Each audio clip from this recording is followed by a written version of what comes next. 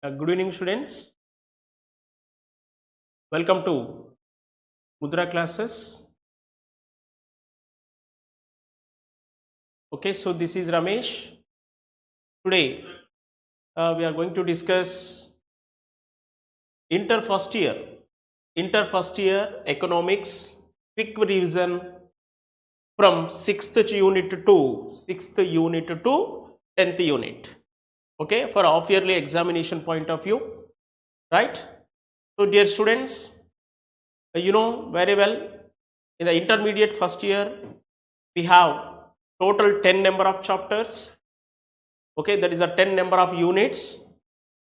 So for each and every colleges and lecturers divided this 10 number of chapters into two parts, the quarterly examination point of view and half yearly examination point of view. So for the quarterly examination point of view, first 5 chapters, and also for the half yearly examination point of view, next 5 chapters.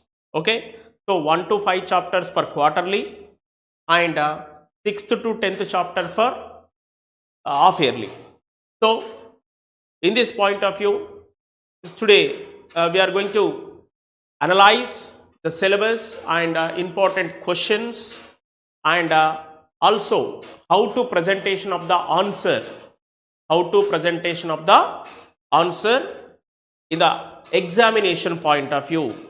Okay, along with we also discuss the structure of the questions from unit wise from 6th chapter to 10th chapter, and according to that weightage we'll discuss the presentation of the answers for 10 marks point of view and 5 marks point of view and also 2 marks point of view.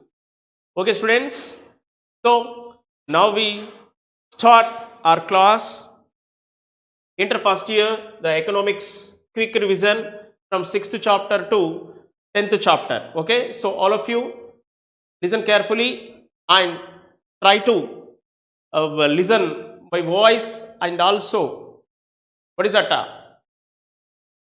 A presentation of the answers must be note down in your notebook if it is possible.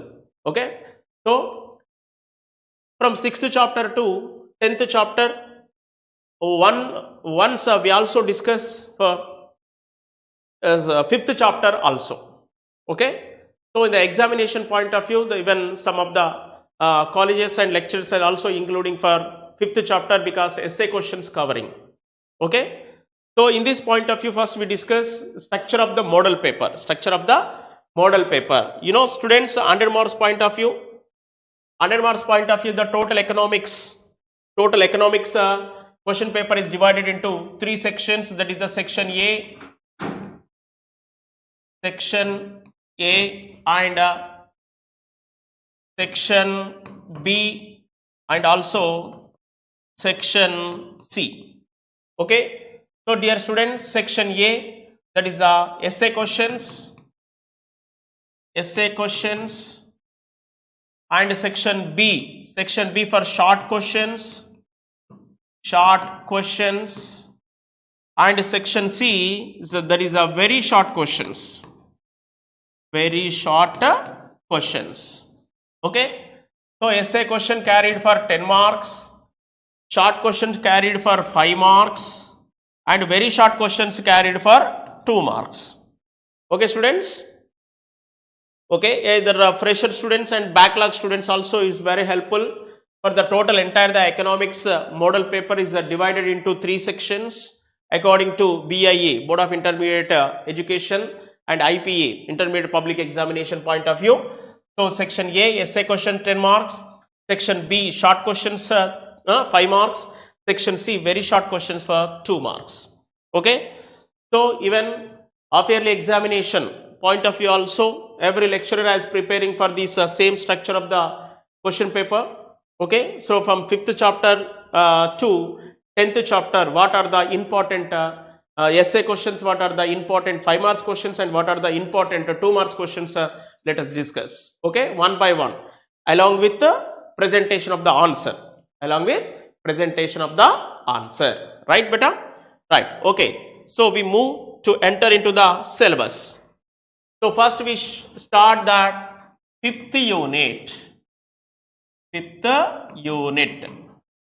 Okay.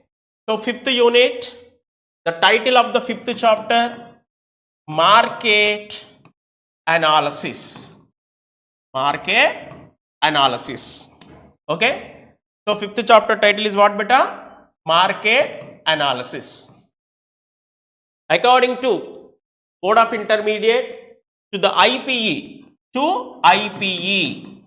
Intermediate Public Examination, from this unit, expected marks, one essay question plus one 5 marks question plus one 2 marks question. Actually total 17 marks expected from this unit to the board exam. Okay.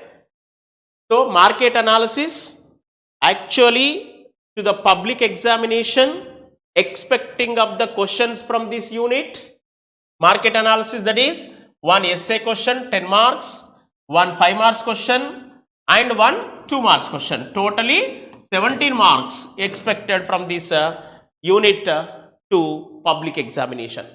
Okay. But the half yearly point of view, they are not following the weightage. Half yearly point of view, they are not following the weightage. Okay. So some more questions also adding from the unit wise. Okay. Right. But half yearly point of view, the most important questions from this unit, there are 3 important essay questions are included and 3 5 marks questions are important. Okay. First essays we have to observe. Essays. Okay. So essay point of view, that is a 10 marks point of view beta. So 10 marks point of view, important. First question is for classification of the markets. What beta? Classification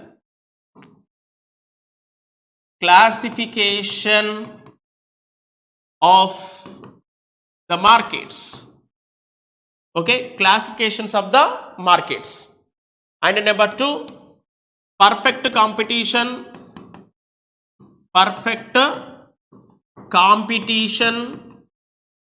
and price determination.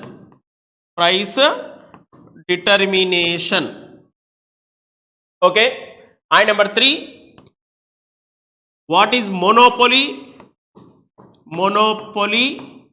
and price determination.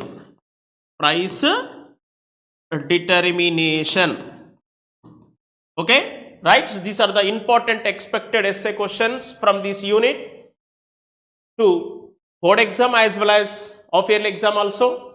Classification of the markets and what is the meaning of perfect competition and also price determination under perfect competition market.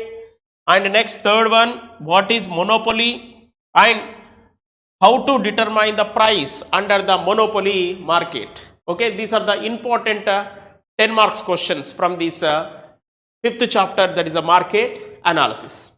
Okay, right. First, these 3 questions we are going to discuss in brief, right beta? So how to presentation of the answer and what elements, that is which elements are important in the answer point of view, and when you will get 10 out of 10 marks in the examination point of view must be observed. Okay, right. First question, classification of the markets. First question beta, classification. Yes, classification of the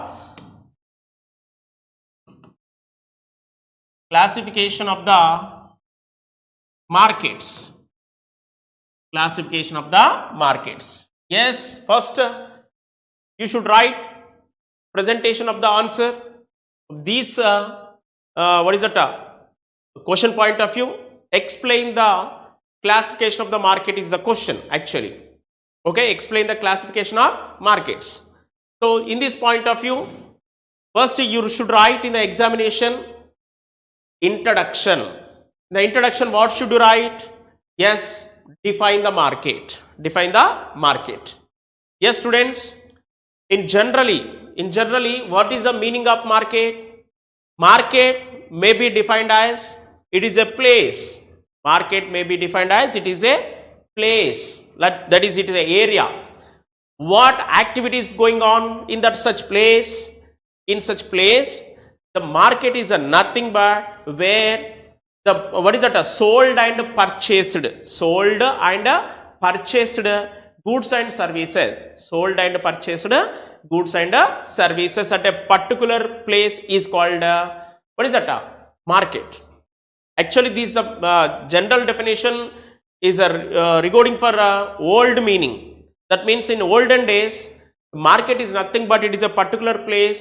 The buyers and sellers and meet there and go and selling of their goods at a particular area. But in modern days, the meaning of the market has tremendous change. Tremendous change అంటే ఏం లేదు బేటా, చాలా మార్పు వచ్చింది. Market అనేటటువంటి మీనింగ్లో చాలా మార్పు వచ్చింది అని అర్థం. Yes, the tremendous changes in market meaning. Why? Because at present the technology is emerged, the modern technology emerged. We are using laptops, smartphones, computers, and along with internet. Okay, so with internet we are purchasing the goods through online.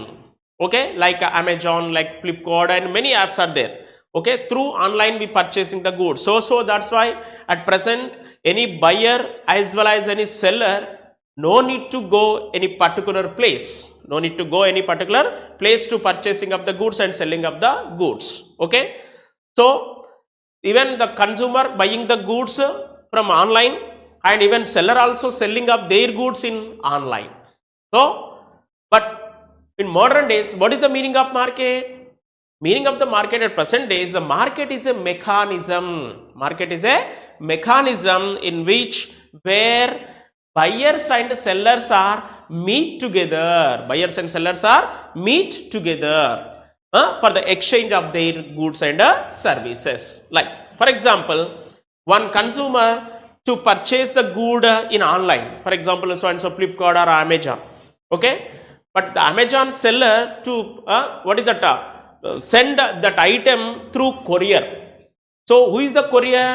Courier is the representative person. Representative. Okay, so representative person of the what is that? Amazon or maybe Flipkart. అంటే పంపించేటటువంటి ఏదైతే item పంపిస్తున్నారో ఆ item through courier ద్వారా వస్తుంది. అంటే courier ఎవరు representative అంటే seller యొక్క representative. So కాబట్టి ఆ పర్సన్ తీసుకొచ్చి మన ఇంటి దగ్గర ఆ ఐటెంని హ్యాండ్ ఓవర్ చేస్తున్నాడు. అంటే అక్కడ మనం ఎవరు మీట్ అవుతున్నారు బేటా? అక్కడ seller plus buyer both are meet together to exchange of the goods and services. So nowadays, what is the meaning of market? Where the buyers and sellers are meet together to exchange the good. That activity is called a market. But in olden days, the market is a place where the sold and purchased the goods and services. But in modern days, where the buyers and sellers are brought together or meet together, brought together antaru kada. Okay, brought together or meet together to exchange of the goods and services. So this is the particular meaning you should write in the examination point of view in the introduction of this question. Okay, right? In old meaning and as well as in new meaning also you include. Okay, right beta? So after that you draw the chart. Yes, classification of the markets. So the classification of the market is basically classified into, that is divided into 3 types. What are they? Yes, based on the area, based on the time, and based on the competition. Okay beta, the markets are classified into 3 types. They are time based markets, area based markets, and competition based markets. Okay na? ఏంటి బేటా? Area based markets అంటే ఏంటి? Location based markets. And time based markets అంటే ఏంటి? Time అంటే కాలాన్ని బట్టి మార్కెట్లు. And competition based మార్కెట్లు అంటే పోటీని బట్టి మార్కెట్లు. ఓకేనా? ఇప్పుడు కాలాన్ని బట్టి మార్కెట్లు మనం తీసుకున్నప్పుడు short time, very short period market, long period market. Based markets are classified into 3 types. Okay, just observe this chart in your textbook or maybe in your material. The clear chart is provided. Okay beta, so first follow the total structure of the answer, right? So time based markets are classified into 3 types. They are, what is that? Very short period, long period. Okay, right? So presentation of the answer, that the chart is also very important in the 10 marks point of view, right? Coming into area based markets. So area based markets are classified into three types. Yes, local market, national market and international market. Okay, right. Coming into third type of the market. So third type of the market is a competitive based market. So competitive based markets means, so the competition among the sellers, competition among the sellers అంటే ఎంతమంది అయితే మార్కెట్లో sellers ఉన్నారు అనే దాన్ని బట్టి పోటీ ఉంటుంది. ఒకటే సెల్లర్ ఉన్నాడు అనుకోండి, పోటీ ఉంటుందా? No competition. Okay, so 2 sellers, 5 sellers, 10 sellers, 100 sellers, 1000 sellers, like అంటే సెల్లర్స్ ఇంక్రీజ్ అవుతున్న కొద్దీ మార్కెట్లో కాంపిటీషన్ అనేది కూడా ఇంక్రీజ్ అవుతూ ఉంటుంది. ఓకే బేటా, right. So that's why competitive based market. The competition based markets are classified into two types. Yes, that is the perfect competition, perfect competition and imperfect competition. Perfect competition and imperfect competition. Okay beta, so competition based markets are classified into two types: perfect competition market and imperfect competition market. Okay, right. So first we discuss the perfect competition. The perfect competition is nothing but it is a market situation. Perfect competition is nothing but it is a market situation in which large number of sellers and large number of buyers. అంటే ఏ మార్కెట్లో అయితే large number of sellers, large number of buyers ఉంటారో, అంటే అధిక సంఖ్యలో అమ్మకందారులు, అధిక సంఖ్యలో కొనుగోలుదారులు ఉండేటటువంటి మార్కెట్ ఏదైనా ఉంది అంటే అది perfect competition market. In this market all the sellers to cell homogeneous product. Homogeneous product. ఓకేనా బేటా, మళ్ళీ మనం అక్కడ డిస్కస్ చేద్దాం. హోమోజీనియస్ ప్రోడక్ట్ అంటే ఏంటి? Yes, same quality, same quantity, same quality and same quantity of the products selling in this market and free entry and free exit. Market లోకి ఎప్పుడైనా రావచ్చు, ఎప్పుడైనా వెళ్ళిపోవచ్చు సంస్థలు, అంటే firms. Okay, so the free enter and free exit of the firms into the market. So this kind of the characterised market is called perfect competition market. Coming into imperfect. Imperfect competition market is nothing but less number of sellers, large number of buyers. Less number of sellers, large number of buyers. ఒక్కటే future beta, difference only one future between the perfect and imperfect. రెండింటికి కొంచెం గమనించాలి. ఓకేనా, perfect competition అంటే ఏంటి beta? Large number of sellers, large number of buyers. మరి ఇంపర్ఫెక్ట్కి వచ్చేసరికి ఏంటి? large number of sellers, sorry, less number of sellers, large number of buyers. Less number of sellers, large number of buyers. అంటే అమ్మే వాళ్ళు తక్కువ, కొనే వాళ్ళు ఎక్కువ. అలాంటి క్యారెక్టరైజ్డ్ మార్కెట్ ఏదంటే ఇంపర్ఫెక్ట్. ఓకేనా, అక్కడే మీకు టైటిల్లోనే క్లియర్గా ఉంది, perfect competition, imperfect competition. Imperfect అంటే కాంపిటీషన్ అనేది ఇంపర్ఫెక్ట్గా ఉంది, అంటే పర్ఫెక్ట్గా లేదు, అంటే ఎక్కువ మంది లేరు అనమాట. అండ్ పర్ఫెక్ట్ వచ్చేసరికి yes, large number of sellers are there. That's why the heavy competition, that is a huge competition is in the market. Okay, to find their products, right? So basically the imperfect competition market again classified into 4 types. Imperfect, perfect competition there is no classification, but imperfect competition market is classified into 4 types. That is the monopoly. Number 2, what is that? Monopolistic competition. Monopolistic competition. Okay, monopolistic competition. And number 3, oligopoly market and also duopoly market. ఓకేనా but బ్రీఫ్గా వింటూ వెళ్ళిపోతూ ఉండాలి. ఓకేనా, బ్రీఫ్గా వింటూ వెళ్ళిపోతే ఏంటంటే ఆన్సర్ రివైజ్ అవుతూ ఉంటుంది మైండ్లో. Yes, we are already learn number of times. Okay, ఇంతకుముందుకే మనం చదివేసి ఉంటాం, కానీ అది మనకి ఎప్పుడు రివైజ్ అవుతుంది అని అంటే ఎప్పుడైతే దాంట్లో ఉన్నటువంటి బేసిక్ హెడ్డింగ్స్ అన్నీ కూడా మనము మైండ్లో రివైజ్ చేసుకుంటూ ఉంటామో అప్పుడు అరే సార్ ఇది చెప్పాడు కదా, అరే మేడం వాళ్ళు ఇది చెప్పారు కదా అని గుర్తుకొస్తూ ఉంటుంది. సో ఆ గుర్తుకొచ్చినప్పుడు మనం ఇమీడియట్గా ఈ క్లాస్ అయిపోయిన వెంటనే ఒక్కసారి వెళ్ళి ఆన్సర్ చదివేసాం అనుకోండి, పర్ఫెక్ట్ ఆన్సర్ వస్తుంది అనమాట. ఓకేనా, సో కాబట్టి ఆ పాయింట్ ఆఫ్ వ్యూలో మీరు వినేటప్పుడు కొంచెం జాగ్రత్తగా వినండి. Yes, listen carefully, right. So imperfect competition is classified into how many types బెటా? 4 types: monopoly, monopolistic competition, oligopoly and duopoly, right? So this is the particular chart, that is the flow chart of the classification of the markets. Okay na? అంటే total classification of the మార్కెట్స్లో first మీరు ఏం present చేస్తారు, introduction అంటే definition of the market రాయాలి. Definition of the market present చేసిన తర్వాత yes the markets are classified into 3 types, that is the time based, area based and competition based. Total structure of the chart flow చేసుకొని yes one by one you must be explain in the examination point of view. Okay, so up to just meanings, every market meaning. For example area based market, local market meaning, national market meaning and international market meaning. And also what is the time based markets? Time based markets are also classified into 3, that is a very short period market meaning and short period market meaning and long period market meaning, as well as perfect competition market meaning and imperfect competition market meaning, as well as the monopolistic competition, oligopoly and duopoly market. Brief explanation you must be present in the answer. Definitely you will be get 10 out of 10.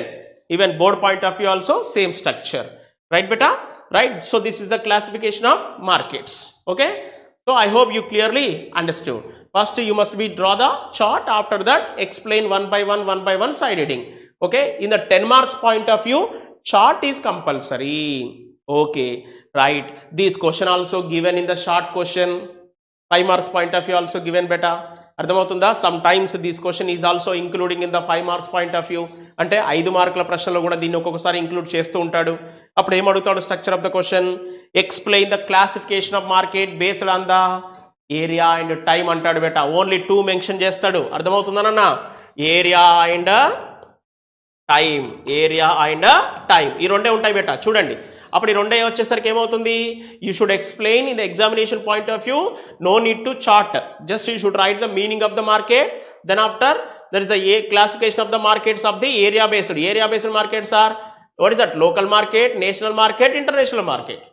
And time based markets are 3, that is a very short period, long period. Only these 6 side headings you should explain in the examination for 5 marks point of view. But when it is including in the 10 marks point of view, then only you can write the introduction plus chart and after that explain all the brief explanation of the headings, right? Okay beta, right. So this is the classification of markets. Yes, coming into second question. Yes, second essay question from this unit. What is that? What is perfect competition? Yes, structure of the question. What is perfect competition? What is perfect competition and illustration? Yes, first you should understand the question. Illustration or illustrate. Illustrate price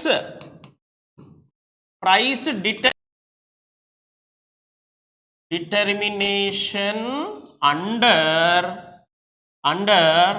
perfect competition. Under perfect competition.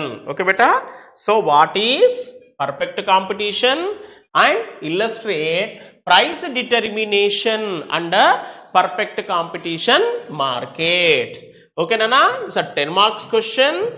Very important, very important in the board exam point of view, that is the public examination point of view also.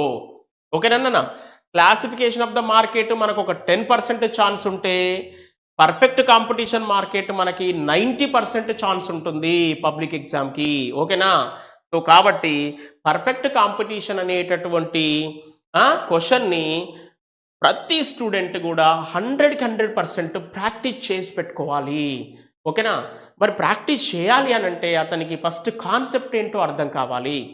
అసలు what is the meaning of the perfect competition market and also how to presentation of the answer. ఇక్కడ చాలా confusion ఉంటుంది బెట. Text బుక్లో ఒకలాగా ఉంటుంది answer and study మెటీరియల్లో ఒకలాగా ఉంటుంది answer. So ఇలా డిఫరెంట్ వేరియేషన్లో ఇచ్చినప్పుడు మనం ఏ ప్రజెంటేషన్లో ఆన్సర్ని మనం ప్రజెంట్ చేసినప్పుడు మనకు 10 out of 10 వస్తాయి. Because this the structure of the answer is very easy and also easily to understand. చాలా సులభంగా అర్థం చేసుకోవచ్చు. ప్లస్ మనం ఏంటి 10 out of 10 మార్క్స్ తెచ్చుకోవడానికి స్కోప్ ఉన్నటువంటి క్వశ్చను. సో కాబట్టి every student try to listen carefully how to presentation of the answer and what is the meaning of the perfect competition market, right? Okay, so coming into explanation point of view, right beta? So what is perfect competition? Every student try to read the question first, because many of the students, that is the duller students, are not read the question, only they are going to prepare the answer, but they can't identify the question in the examination. So that is the answer how to present. అర్థమైందనన్నా? అంటే కొంతమంది students dullards ఎస్పెషల్గా ఎట్లా ఉంటారంటే, వాడు question చదవడు, వాడు only answer చదివేస్తాడు, answer పర్ఫెక్ట్గా వస్తుంది, కానీ ఏ క్వశ్చన్కి ఆన్సర్ రాయాలో కూడా తెలియనటువంటి పరిస్థితిలో ఉంటారు. సో కాబట్టి కొంచెం కేర్ఫుల్గా first try to understand the question and what is the structure of the question they asking in the question paper, అది కూడా ఇంపార్టెంట్. అర్థమవుతుందన్న? మనకు ఏ టైప్లో వాడు క్వశ్చన్ అడిగాడు, అర్థమవుతుందా? అంటే క్వశ్చన్ మీనింగ్ కూడా అడిగాడా, ఓన్లీ క్యారెక్టర్స్ అడిగాడా, లేకపోతే ప్రైస్ డిటర్మినేషన్ అడిగాడా, లేదా మొత్తం అడిగాడా అనేది మనం అర్థం చేసుకోవాలి. ఓకేనా? రైట్, చూద్దాం. Right, what is perfect competition? First ఏం అడుగుతున్నాడు బేట క్వశ్చన్లో? In the question they asking what is perfect competition market, that means meaning అడుగుతున్నాడు. What is the perfect competition market, like particular meaning అడుగున్నాడు. Right, illustrate. ఇల్లస్ట్రేషన్ అంటే ఏంటి బేట? Illustration అంటే ఎక్స్ప్లెనేషన్, ఎక్స్ప్లెయిన్, ఎక్స్ప్లెయిన్ అని అర్థం. ఇల్లస్ట్రేషన్ అంటే మీనింగ్ ఏంటి? ఎక్స్ప్లెయిన్ అని అర్థం. ఓకే, ప్రైస్ డిటర్మినేషన్, ప్రైస్ అంటే ధర, ఓకేనా? డిటర్మినేషన్ అంటే డిసైడ్ చేయడము. Under the perfect competition market అంటే పర్ఫెక్ట్ కాంపిటీషన్ మార్కెట్లో ప్రైస్ని అంటే ధరని ఎలా డిసైడ్ చేస్తారు ప్రోడక్ట్కి చెప్పండి అని చెప్తున్నాడు, ఎక్స్ప్లెయిన్ చేయండి. ఓకేనా? ఓకే, సో ఈ క్వశ్చన్లో ఏమడుగుతున్నాడు బెట? What is perfect competition market and how to determine the price, how to determine the price under the perfect competition market అనేది అడుగుతున్నాడు. ఓకేనా? సో కాబట్టి మనం క్లియర్గా ఫస్ట్ 3 హెడ్డింగ్స్ని మనం డిజైన్ చేసుకుంటాం ఇక్కడ. Yes, first meaning, meaning, okay, and number 2 what is beta? Second, characters, characters, okay, and number 3 price determination, price determination, okay, right beta? In this answer you have 3 side headings only. They are first meaning of the market. Yes, meaning of the market means what is the perfect competition market, briefly explain, and characters, characteristics of the market for essay point of view, essay question point of view. Actually this is the answer in your textbook, the total explanation of all the characters, but in the examination point of view no need to explain the characters explanation, just you should write the characteristic titles, characteristics titles in the second heading. Okay, so characteristics of the perfect competition market is the heading. అంటే characteristics of the perfect competition market అని heading పెట్టేసి దాని కింద మీరు ఆ 6-7 characters ఉంటాయి, వాటిని క్లియర్గా సైడ్ హెడ్డింగ్స్ రాస్తే సరిపోతుంది. ఎగ్జామినేషన్ పాయింట్ ఆఫ్ వ్యూలో చెప్తున్నాను బేటా, 10 మార్క్స్ అయితేనే, మళ్ళీ 5 మార్క్స్ అయితే ఇక్కడ అసలు 5 మార్క్స్లో మీకు నో స్కోప్ యాక్చువల్గా from this unit, this question, but 10 marks point of view క్యారెక్టర్స్ని ఓన్లీ హెడ్డింగ్ వైజ్గా రాయండి. ఓకేనా? Second side heading, total 7 or 6 side headings ఉంటాయి అక్కడ, ఆ హెడ్డింగ్స్ ఓన్లీ రాయండి, ఎక్స్ప్లెనేషన్ అవసరం లేదు, కన్ఫ్యూజ్ కావద్దు. ఓకేనా? ఆన్సర్ పాయింట్ ఆఫ్ వ్యూలో చాలా చాలా ఇంపార్టెంట్ కాబట్టి. And finally price determination, price determination, yes, ధర నిర్ణయం, అది ఎలా ఉంటుందో ఒక్కసారి నేను క్లియర్గా ఎక్స్ప్లెయిన్ చేస్తాను, చూడండి. ఓకేనా? ఫస్ట్ బ్రీఫ్గా, what is the meaning of perfect competition market? Yes, actually under the perfect competition market is the market competition is very rivalry. Okay, అంటే చాలా చాలా కాంపిటీషన్ ఉంటుంది, because large number of sellers and large number of buyers. Okay, so large number of sellers and large number of buyers and all the firms. Firms అంటే ఏంటి బేటా? Sellers అనుకోవాలి మనం, firms, firms గుర్తుపెట్టుకోవాలి, FIRMS, firms. Firms అంటే సంస్థలు, సంస్థలు అంటే ఎవరు? అమ్మేవాళ్ళు, వస్తువుని సెల్ చేసేవాళ్ళు. మరి వస్తువుని సెల్ చేసే వాళ్ళందరూ కూడా లార్జ్ నెంబర్లో ఉన్నారు. అయితే all the large number of firms to cell homogeneous product, homogeneous, homogeneous product. Homogeneous product అంటే ఏం లేదు బెట, ఇక్కడ పర్ఫెక్ట్ కాంపిటీషన్ మార్కెట్ అనగానే మీకు గుర్తుకు రావాల్సినటువంటి market, you recognise the market in which the gold market. ఏంటి బేటా? గోల్డ్, బంగారం మార్కెట్ అని గుర్తుపెట్టుకోండి. జ్యువెలరీ షాప్స్ చూడండి, జ్యువెలరీ షాప్స్ ఒకటే ఉన్నాయా? మార్కెట్ ఎంటైర్ మనం చూస్తూ ఉంటే number of jewellery shops are there. Okay, under the jewelry shops what they selling? Only gold, silver, diamonds, platinums etc. But gold తీసుకోండి, గోల్డ్ ఏ జ్యువెలరీ షాప్లో చూసినా కూడా సేమ్ క్వాలిటీ ఉంటుంది, సేమ్ క్వాంటిటీ ఉంటుంది కదా. కాబట్టి అలా సేమ్ క్వాలిటీ సేమ్ క్వాంటిటీ ఉండేటటువంటి ప్రోడక్ట్ని మనం ఏమంటామంటే ఎకనామిక్స్లో హోమోజీనియస్ ప్రోడక్ట్ అంటాం. ఎకనామిక్సే కాదు, ఎక్కడైనా హోమోజీనియస్ అంటారు, బట్ దానికి పర్టికులర్ మీనింగ్ మనకు ఐడియా ఉండదు. కాబట్టి హోమోజీనియస్ ప్రోడక్ట్ అంటే ఏంటి బేటా? అంటే సేమ్ క్వాలిటీ సేమ్ క్వాంటిటీ ఉండేటటువంటి ప్రోడక్ట్ని సెల్ చేస్తూ ఉంటాయి అన్ని షాపులు కూడా. And free entry and free exit, free entry and free exit అంటే ఈ మార్కెట్లోకి ఫార్మ్స్ ఈజీగా రావచ్చు అండ్ ఉన్నటువంటి firms already existing firms are there, that existing firms easily exit from the market. There is no artificial restrictions, there is no any artificial restrictions in this market. Okay beta, right? So that's why free entry and free exit. And absence of transportation cost, absence of transportation cost. In this market there is no transportation cost. Why no transportation cost? Why not shifting the goods from one place to another place? Why not using vehicles? Why not using trains? చెప్పండి, ఎందుకు ట్రైన్స్ని use చేయరు, ఎందుకు వెహికల్స్ని use చేయరు, ఎందుకు transportation cost ఉండదు ఈ మార్కెట్లో అంటే under this market all the sellers to cell homogeneous product నా బెటా. హోమోజీనియస్ ప్రోడక్ట్ అంటే ఒకే రకమైన ప్రోడక్ట్ని అమ్ముతున్నారు మొత్తం entire the market. For example ఒక స్టేట్ తీసుకుంటే స్టేట్, నేషన్ వైజ్ తీసుకుంటే nation wise. And in this market uniform size of the price, uniform size of the price అంటే ధర ఒకటే ఉంటుంది. ఫర్ ఎగ్జాంపుల్ తెలంగాణ తీసుకున్నాం అనుకోండి, in Telangana state the entire the Telangana gold price is same almost in all the what is that cities. So that's why no need to transportation of the product from one place to another place. అర్థమైందనన్నా? ఇప్పుడు for example rice ఉంది, rice తీసుకుంటే different types of the rices ఉంటాయి మనకు. Sona Masoori rice అని, basmati rice అని, తర్వాత Kurnool rice అని, different kind of the rices ఉంటాయి. ఇలా రైస్ డిఫరెంట్గా ఉంది కాబట్టి, ప్రైస్ డిఫరెంట్గా ఉంది కాబట్టి కర్నూలు రైస్ని హైదరాబాద్కి, హైదరాబాద్ రైస్ని కర్నూలుకి పంపిస్తున్నారు. అవునా? అట్లా అంటే వేరియేషన్ ఉన్నప్పుడు మనకు గూడ్ షిఫ్టింగ్ అవ్వడానికి స్కోప్ ఉంటుంది, ట్రాన్స్పోర్టేషన్ కాస్ట్ అవుతుంది. But in this market wherever we go the same product and same price. So that's why no need to transportation of the product from one place to another place. So that's why no transportation cost. That is the fourth character. And absence of the transportation cost. After that, perfect mobility of the factors of productions, perfect mobility of the factors of productions. ఓకేనా బేటా? మీరు ఇవన్నీ కూడా class చెప్పేటప్పుడు ఎలా ఉంటుందంటే బేటా, ఓరల్గా clubbing క్లాస్లో మీకు offline క్లాస్లో లెక్చరర్ క్లాస్ చెప్తూ ఉంటాడు. అయితే మీరు ఏం చేస్తారంటే అక్కడ ఓవరాల్గా ఫ్రెండ్స్ అందరు కలిసి ఉంటారు కదా, అక్కడ అందరు డిస్కషన్ చేస్తూ ఉంటారు. అంటే కాన్సన్ట్రేషన్ పర్టికులర్గా ఉండకపోవచ్చు. But now you are listening the class yourself, your own in your peace area. అంటే మీకు మీ ఇంట్లో కూర్చొని క్లాస్ వింటున్నారు ఇప్పుడు ప్రజెంట్గా.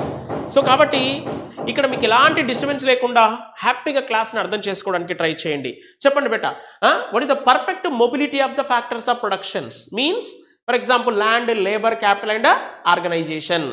All these land, labor, capital and organization easily mobilize from one firm to another firm. Okay na? అంటే ఈ మార్కెట్లో ఫర్ ఎగ్జాంపుల్ ఒక ఫ్యాక్టర్ ఆఫ్ ప్రొడక్షన్ లేబర్ని తీసుకుందాం.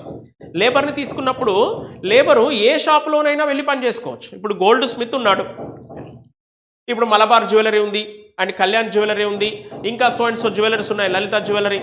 ఇట్లా ప్రతి ఏ జ్యువెలరీ షాప్ వాడు ఎక్కువ అమౌంట్ ఇస్తా అంటే అక్కడికి వెళ్ళి వాళ్ళు వర్క్ చేసుకోవడానికి ఛాన్స్ ఉంటుంది. There is no any artificial restrictions to the factors of productions. అంటే ఫ్యాక్టర్స్ ఆఫ్ ప్రొడక్షన్స్కి ఎలాంటి రిస్ట్రిక్షన్స్ లేవు, ఎక్కడైనా వెళ్ళి పని చేసుకోవచ్చు. ఎవడు అమౌంట్ ఎక్కువ ఇస్తా అంటే అక్కడికి వెళ్ళి పని చేసుకోవచ్చు అనమాట. Okay, so every labour has to work according to their interested amount. Okay, so no need to explain to the existing firms అన్నమాట. అర్థమవుతుందా నాన్న? సో కాబట్టి perfect mobility of the factors of productions is also most important character. And next, perfect knowledge of the market. Perfect knowledge of the market. What is the meaning of perfect knowledge? About this market, clear information available to all the sellers and buyers. No confidentials, no secrets. ఓకేనా. Price is also open. ఇప్పుడు gold price చూడండి, gold prices today 10 grams gold 56,000 అని పేపర్లో వచ్చేస్తుంది మనకి. అంటే మనం షాప్కి వెళ్ళక ముందుకే, ఓకే, సో షాప్కి వెళ్ళక ముందుకే మనకు షాప్లో ఎంత ప్రైస్ ఉందో తెలిసిపోతుంది. సో కాబట్టి ఓపెన్ మార్కెట్ అనమాట. అందుకే దీన్ని ఏమంటాము, perfect knowledge of the market. Okay, right. So the all these what is that characteristics merging in meaning. All these characters separately you should write in the characteristics of the what is that perfect competition market. అవునా నాన్న, ఏం లేదు నాన్న, ఇవన్నీ క్యారెక్టర్లన్నీ కలిపి మీనింగ్లో రాసేయండి. ఓకేనా, confuse అవ్వద్దు. And అదే క్యారెక్టర్ సైడ్ హెడ్డింగ్స్ మళ్ళీ క్యారెక్టర్స్లో number 1, number 2, number 3, number 4, number 5, number 6 రాసేయండి. ఓకేనా, క్యారెక్టర్స్ అయిపోయిన తర్వాత yes coming in to price determination. Price determination. Okay, price determination under perfect competition market. Okay బేటా, ప్రైస్ డిటర్మినేషన్ అంటే ఏంటి బేటా, ధర నిర్ణయము. Who decide the price of the product in this market. ఈ మార్కెట్లో వస్తువుకి ధరని ఎవరు నిర్ణయించుకుంటారు, ఇది తెలియక చాలా మంది స్టూడెంట్స్ ఇప్పటి వరకు కన్ఫ్యూజన్లోనే ఉన్నారు. ఇంకా హాఫ్ ఇయర్లీకి వచ్చాం, సిలబస్ అయిపోయింది, రివిజన్లోకి ఎంటర్ అయ్యాం. అయినప్పటికీ కూడా పర్ఫెక్ట్ కాంపిటీషన్ మార్కెట్ అంటే మీనింగ్ తెలియక, పర్ఫెక్ట్ కాంపిటీషన్ మార్కెట్లో ప్రోడక్ట్ ప్రైస్ ఎవరు డిసైడ్ చేస్తారో తెలియక కూడా కన్ఫ్యూజన్లో ఉన్నారు ఇంకా. ఓకేనా బేటా, yes today all of you what is that clarify your confusions, right. Don't confuse in further. ఒకటి గుర్తుపెట్టుకోండి బేటా, if any kind of the market in generally the product price decide by seller. Product price decide by seller. ఏ మార్కెట్లోనైనా product యొక్క ప్రైస్ని ఎవరు decide చేస్తారు అని అంటే సెల్లరే డిసైడ్ చేసుకుంటాడు, లేదంటే ప్రొడ్యూసర్ డిసైడ్ చేస్తాడు కదా. కానీ పర్ఫెక్ట్ కాంపిటీషన్ మార్కెట్ యొక్క స్పెషాలిటీ ఏంటంటే any seller and any buyer can't decide the price. Any seller and any buyer the can't decide the price, would not decide the price of the product. Market or industry will decide the price. ఓకేనా నాన్న, ఈ perfect competition మార్కెట్లో వస్తువు యొక్క ధరని seller కానీ buyer కానీ decide చెయ్యడు. ఓకేనా, మరి ఎవరు డిసైడ్ చేస్తారు సార్ అంటే ఇండస్ట్రీ లేదా మార్కెట్ మెకానిజం డిసైడ్ చేస్తుంది. అవునా, మరి ఎట్లా డిసైడ్ చేస్తారు sir, how to basis for that. అమ్మేవాడు ఒకడు, ధర నిర్ణయించేవాడు ఒకడా. Yes, that is the speciality of the perfect competition market. Okay, so in this market the price decided by industry based on the aggregate demand and aggregate supply. Aggregate demand and aggregate supply. Aggregate ante enti beta, total.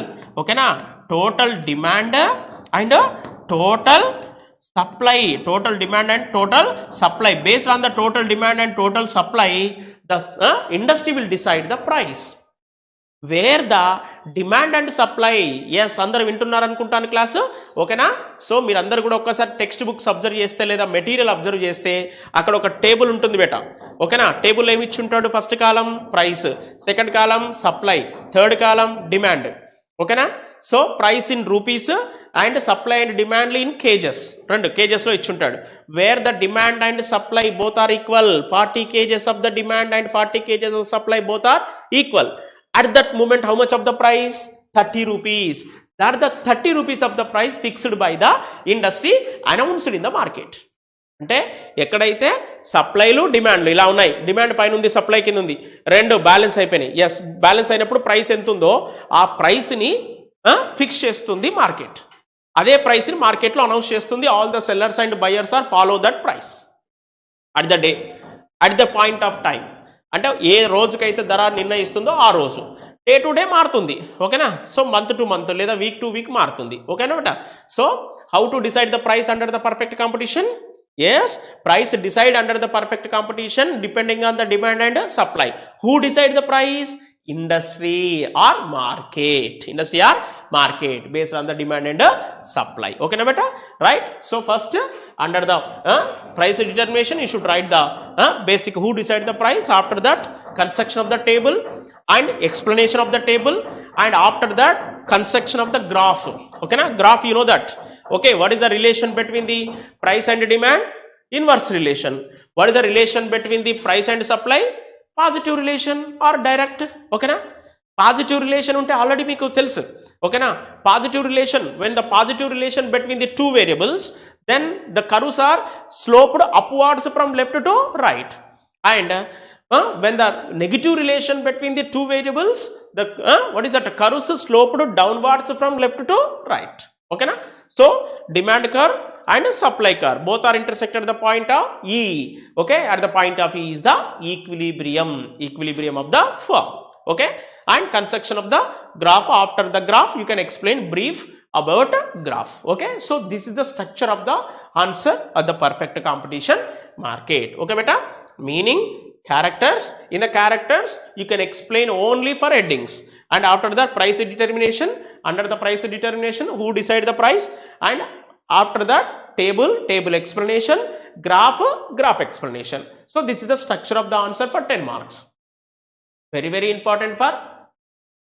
public exam also okay everyone try to practice okay immediately right so this is the structure of the answer of the perfect competition market okay at the same time in the same time third essay question okay once we complete the third essay question just remaining 5 marks are there okay including we are also including for 2 marks right okay third essay question monopoly okay monopoly okay right students listen carefully what is the structure of the question on this topic ee topic మీద question ఎలా form అవుతుంది ఓకేనా యాక్చువల్గా 10 marks point of view ఇప్పటివరకు అయితే మనకు బోర్డులో ఎక్కువగా రిపీట్ చేయలేదు బట్ 5 మార్క్స్ పాయింట్ ఆఫ్ వ్యూలో ఇంపార్టెంట్ ఓకేనా సో ఓవరాల్గా నేను డిస్క్రిప్షన్ ఇస్తాను ఆ టోటల్ స్ట్రక్చర్ ఆఫ్ ద ఆన్సర్ని అలా ఫామ్ చేసుకోండి ఎస్ఏ పాయింట్ ఆఫ్ వ్యూలో చూద్దాం first 10 marks point of view in 10 marks point of view first you should write meaning okay in the point of view the meaning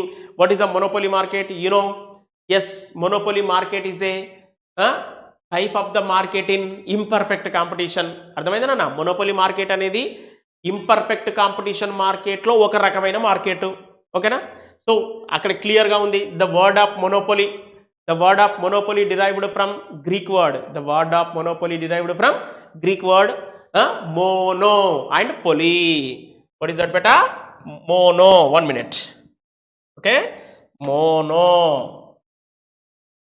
and poly okay what is the meaning of mono means single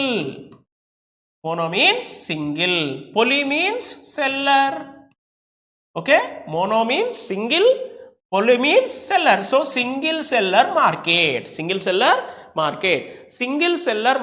is called a monopoly market okay beta చూడండి single seller అంటేనే తెలుస్తుంది only one seller exists in the market okay మరి ఒకటే seller ఉంటాడు so that's why there is no close substitutes only one seller exists in the market entire the product selling by only one company or one firm or one seller or one producer ఒకడే ఉంటాడు బెట ఈ market లో entire the market ఒకడే ఉంటాడు వాడు ఒకడే అంటాం కదా ఏంది నేనే మంత్రి నేనే రాజు అనే టైప్ లో ఉంటదన్నమాట ఈ మార్కెట్ యొక్క స్ట్రక్చర్ ఓకేనా సో కాబట్టి ఈ మార్కెట్ లో సింగిల్ సెల్లర్ ఉంటాడు కాబట్టి నో క్లోజ్ సబ్స్టిట్యూట్స్ అంటే వాడి ప్రోడక్ట్ కి ఆల్టర్నేటివ్స్ ఏ ఉండవు there is no alternative product of this single seller product and also strong barriers of the firms enter into the market అంటే ఏమైనా new firms enter into the market strong barriers ఉంటాయి అంటే బ్యారిగేట్లు పెట్టేస్తారు అంటే వీడానికి చాలా restrictions పెడతారనమాట ఓకేనా right so that's why in this market there is no close substitutes in this market the price decided by seller and product also there is a quantity of the supply also decided by seller right so overally that price decided by the seller and also quantity of the supply also decided by the seller but not decide both simultaneously అంటే రెండింటిని ఒకేసారి decide చేయలేడు రెండింటిని decide చేసే capacity ఉంటుంది అంటే price ని decide చేస్తాడు అండ్ సప్లైని కూడా డిసైడ్ చేస్తాడు కానీ రెండింటిని ఒకేసారి డిసైడ్ చేయలేడు అని గుర్తుపెట్టుకోండి ఓకేనా రైట్ ఇక్కడ మనం 10 మార్క్స్ పాయింట్ ఆఫ్ వ్యూలో మీరు ఆన్సర్ని ఎలా రాస్తారో ఒక్కసారి చూద్దాం ఓకేనా ఒక్క నిమిషం మీనింగ్ అర్థమైపోయింది అనుకుంటా బేటా so what is the meaning of monopoly the term monopoly derived from Greek word mono and poly mono means single Poly means seller. Single seller market is called a monopoly market. Therefore, there is no close substitutes in this market. అయిపోయా 2 మార్కులు వచ్చినాయి introduction పార్ట్లో. ఓకేనా? ఆ point of వ్యూలో మీరు ఆన్సర్ని నేర్చుకోవాలి. ఓకేనా? రైట్. ఫస్ట్ ఏంటంటే బెట 10 marks point of view, 10 marks point of view, you should write there is only 3 side headings. Number 1, meaning of monopoly. Meaning of monopoly. And number 2, characters. Characters of monopoly. Characters of monopoly. And same. Okay, equilibrium of the firm. Equilibrium of the firm or price determination. ఇందాక చెప్పుకున్నట్టుగానే perfect కాంపిటీషన్లో ఎన్ని side headings ఉన్నాయి? 3 side headings. Here also 3 side headings. Price determination. Okay, under the meaning you can explain the meaning. And under the characters, yes, there are 5 characters are there. Okay, single seller in the market and no close substitutes, and also what is that? Strong barriers for enter and exit of the firms into the market, and there is no close substitutes, and what is that? Only one seller existing in the market. Seller can decide what is that? Price and supply, but not both same time. Not both the same time. First characters రాసేయండి. ఓకేనా? 5 marks point of view అయితే ఏం చేస్తారు బేటా? 5 marks point of view you should write meaning of the market and characters of the market. Enough. Meaning of the market and characters of the market is enough. For 5 marks point of view, important. Every year it is repeating for the public examination. Okay, but 10 marks point of view, the same repeat of the 5 marks, and also you should include price determination. Price determination. Under the price determination, who decide the price? Yes, under the monopoly market, price decided by producer or seller. Producer or seller based on the demand and supply. He is also decide the price based on the demand and supply. But he monopoly seller maximum motivation or objective is profit maximization. Profit maximization. ఏంటి బేటా? ఇక్కడ ఎంతమంది sellers ఉన్నాడు? ఒకడే ఉన్నాడు. Only one seller. So that's why one seller, the main objective is profit maximization. Profit maximization. Profit maximization అంటే ఏంటి బేటా? అంటే ఎక్కువ లాభాలు రాబట్టడానికి ట్రై చేస్తుంటాడు. దెన్ ఈ సెల్లింగ్ మోర్ అవుట్పుట్ విత్ లో ప్రైస్ అండ్ సెల్లింగ్ లో అవుట్పుట్ విత్ హై ప్రైస్. అంటే తక్కువ ధర నిర్ణయించి ఎక్కువ అవుట్పుట్ అమ్ముతాడు అండ్ ఎక్కువ ధర నిర్ణయించి తక్కువ అవుట్పుట్ అమ్ముతాడు. అట్లా ఎక్కువ లాభాలు రాబట్టడానికి ట్రై చేస్తూ ఉంటాడు. Okay, so that the same the meaning of the market, characters of the market, price determination under the monopoly market. The graph is there. Practice the graph and graph explanation. What is the AR, what is the MR, and what is the AC, and what is the MC, where they intersect, and also what is the equilibrium position, what is the profit margin. Okay, అందరు కూడా మీరు observe చేస్తే మీ యొక్క మెటీరియల్లో కానీ text బుక్లో కానీ shaded area ఉంటుంది గ్రాఫ్లో. ఆ shaded area is the profit. ఓకేనా? So decide the profit, decide the total cost, decide the total revenue. Okay, so graph explanation. This is the 10 marks point of view structure. అర్థమైందా beta? So చూడండి, 10 marks అయితేనేమో 3 side headings and 5 marks అయితే only 2 side headings. That is the meaning of the market and characters of the market. Okay, right? So this is the structure of the answer for monopoly. Okay, 3 essays are completed, right? So coming into 5 marks. 5 marks already know that based on the area and time. Okay, based on that classification of the market based on the area and time is over. And next, what is monopoly and what are its characters? Second 5 marks also over. And third 5 marks, comparison between the perfect competition and monopoly market. Okay na nana? Perfect competition market yokka characters one side, monopoly characters one side. Ayipaya. Okay, 5 marks point of view. Compare between the perfect competition and monopoly. Yes, large number of sellers and large number of buyers. Single seller and homogeneous product. May be homogeneous or may not be homogeneous. Okay, free entry and free exit. And strong barriers of the market. ఇట్లా అంటే comparison అక్కడ ఉన్న characters, perfect competition యొక్క characters, monopoly market యొక్క characters. Same simple వేలో 2 స్టెప్స్లో ఒక table లాగా రాసేస్తే comparison of the market is over. Okay, right బెటా. And finally, what is monopolistic competition? What is monopolistic competition and what are its characters? Okay na? Monopolistic competition and what are its characters? Adi kuda one of the important question. Adi important student. What is monopolistic competition? What is monopolistic competition and what are its characters? Characters. Okay beta. Monopolistic competition. Monopolistic competition is one of the part of the imperfect competition market. Okay, actual ga manam realistic ga మన life లో real గా మనం use చేస్తున్న market ఏది sir అంటే ఇగో ఇదే monopolistic competition market.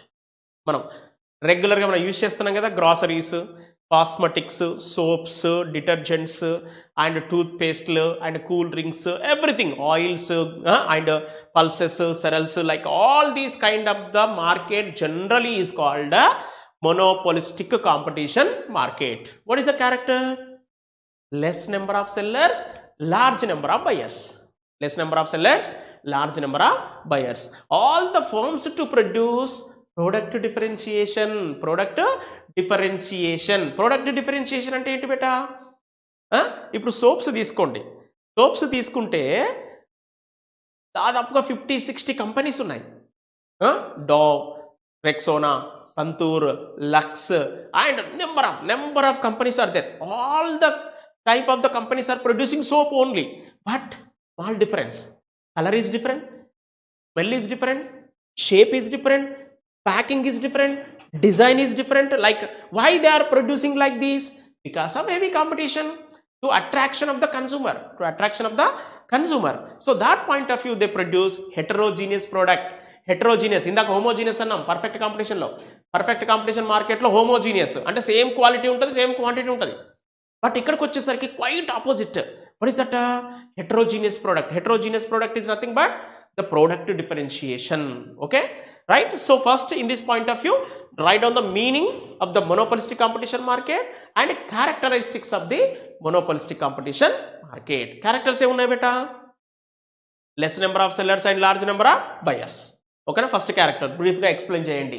తర్వాత ప్రోడక్ట్ డిఫరెన్షియేషన్. ఎందుకు ప్రోడక్ట్ డిఫరెంట్గా ఉంటుంది అంటే ఎక్కువ కంపెనీలు ఉన్నాయి కాబట్టి సేమ్ ప్రోడక్ట్ కాకుండా హెటరోజీనియస్ ప్రోడక్ట్ని ప్రొడ్యూస్ చేస్తాయి కాబట్టి ప్రోడక్ట్ డిఫరెన్షియేషన్ ఉంటుంది. Packing different and colour different, smell different and shape difference, design different ఉంటుంది.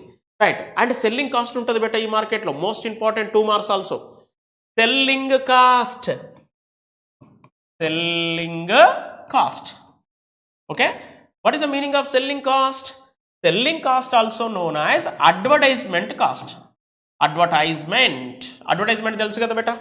Advertise, yes, Santoor advertisement, Thums Up advertisement, like okay, advertisement in TV, advertisement in radio, advertisement in newspaper, advertisement in magazine, advertisement in YouTube live etcetera. Okay, so అలా advertise చేస్తారు. మరి advertisement cost అంటే advertisement మీద పెట్టేటటువంటి ఖర్చుని selling cost అంటారు బేట. ఓకేనా? Selling cost.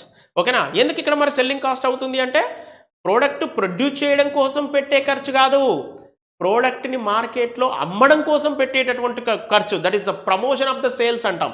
Yes, promotion of the sales cost is called advertisement cost. So that is also one of the characteristics of the monopolistic competition market.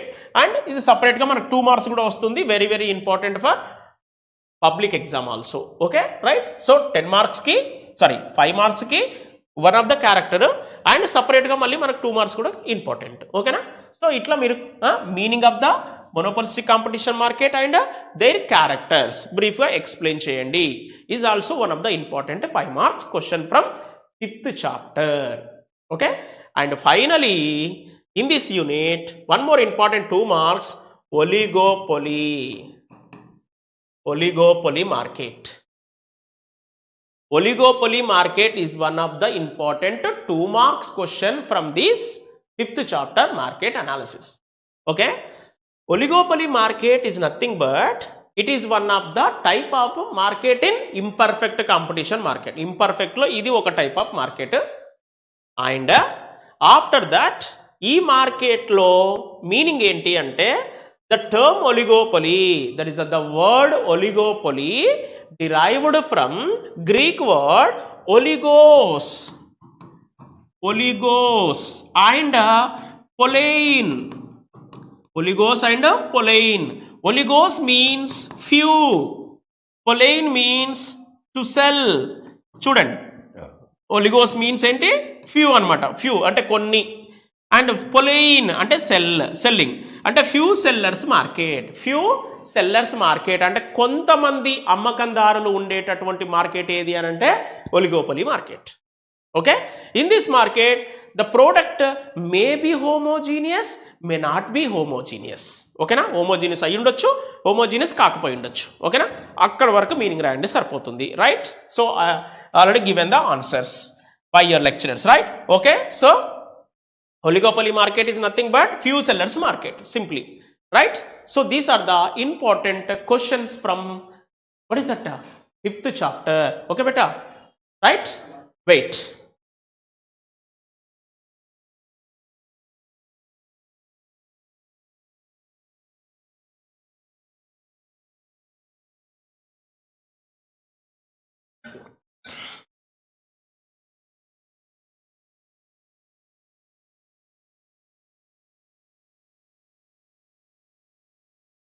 Right, okay beta, come back to 6th unit. 6th unit actually a few questions only included. The 6th chapter title is 6th unit, name is theories of distribution. Theories of distribution. Okay na, theories of distribution. For the public examination point of view, that is the IPE, intermediate public examination point of view, weightage from this unit 1 5 marks plus 2 marks, only 9 marks, only 9 marks from this unit. ఓకేనా, public ఎగ్జామ్లో బెట అంటే board ఎగ్జామ్లో మనకి ఈ unit నుంచి వచ్చేది ఏంటి అంటే ఒక 5 మార్క్స్ వస్తుంది, 2 మార్క్స్ వస్తాయి అంతే. ఓకేనా, మరి ఆ పాయింట్ ఆఫ్ వ్యూలో మనకు ఓన్లీ 9 మార్క్స్ కాబట్టి చాలామంది లెక్చరర్స్ దీన్ని చాయిస్ కింద వదిలేసుకుంటారు. బట్ మనకు 99 మార్క్స్ రావాలంటే డెఫినెట్గా ఈ యూనిట్ని కూడా ప్రయారిటీ కింద తీసుకోవాలి. సార్ మరి ఏంటి సార్ ఇక్కడ ఇంపార్టెంట్ క్వశ్చన్స్ అని అంటే, in this unit we are going to discuss about the remunerations of the factors of productions. Remunerations of factors of productions. Okay, so what are the factors of productions? Factors of productions are land, labor, capital and organization. Okay, land, labor, capital, organization, these are all called factors of productions. Yes, so what is the remuneration of the land? అంటే land ని use చేసుకున్నందుకు మనం ఏమి ఇస్తాం, land కి rent ఇస్తాం, rent.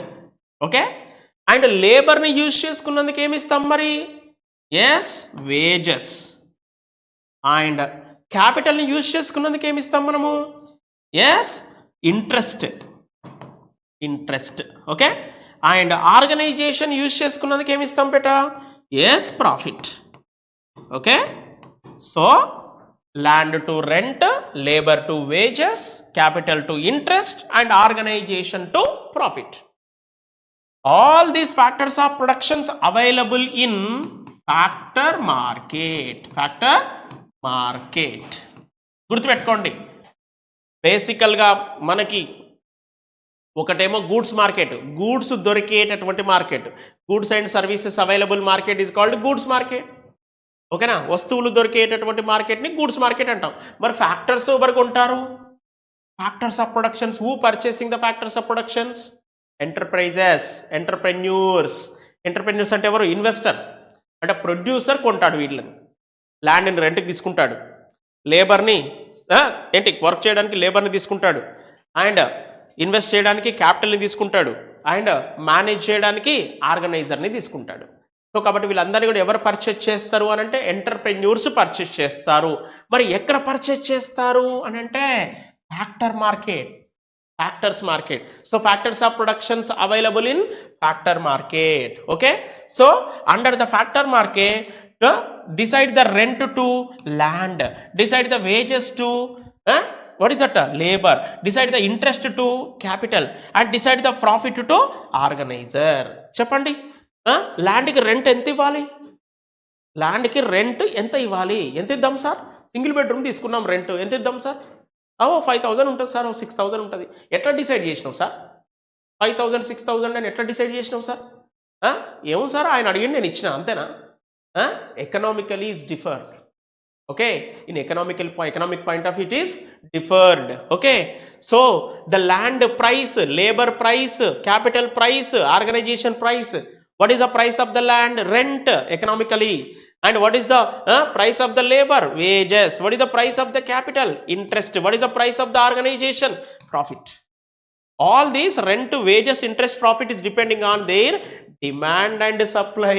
Demand and supply, not decide by himself. A owner కూడా తన హౌస్కి రెంట్ను తానుగా డిసైడ్ చేసుకోడు. మార్కెట్లో ఉన్నటువంటి సప్లైని బట్టి, మార్కెట్లో ఉన్నటువంటి డిమాండ్ని బట్టి డిసైడ్ చేస్తాడు. ఎట్లా సార్ అంటే ఒక కాలనీలో ఓన్లీ 1 హౌస్కి 2 లెట్ ఉంది, ఒక కాలనీలో ఒక హౌస్కి మాత్రమే 2 లెట్ బోర్డు ఉంది. 7-8 మెంబర్స్ వచ్చారు, అప్పుడు డిమాండ్ ఎక్కువ ఉంది, సప్లై ఒకటే ఉంది. ఓకేనా, అండ్ నెంబర్ ఆఫ్ 2 లెట్స్ ఉన్నాయి కానీ ఒక్కడే కస్టమర్ వచ్చిండు, అంటే ఒక్కడే రెంటర్ తీసుకోవడానికి వచ్చిండు, అప్పుడు సప్లై ఎక్కువ ఉంది, డిమాండ్ తక్కువ ఉంది. Depending on that decide the rent. ఓకేనా, అర్థమైందా. Same even labour price also decide same, even capital price also decide same, even organisation price also decide same. Okay, so depending on the demand and supply to decide the prices of the or remunerations of the factors of productions. Okay beta, right? So in this point of view we discuss this. But ee point of view lo manaku most important question ఒకటే ఉంది beta ee unit nunchi, that is what is real wage, what is real wage, real wage and what are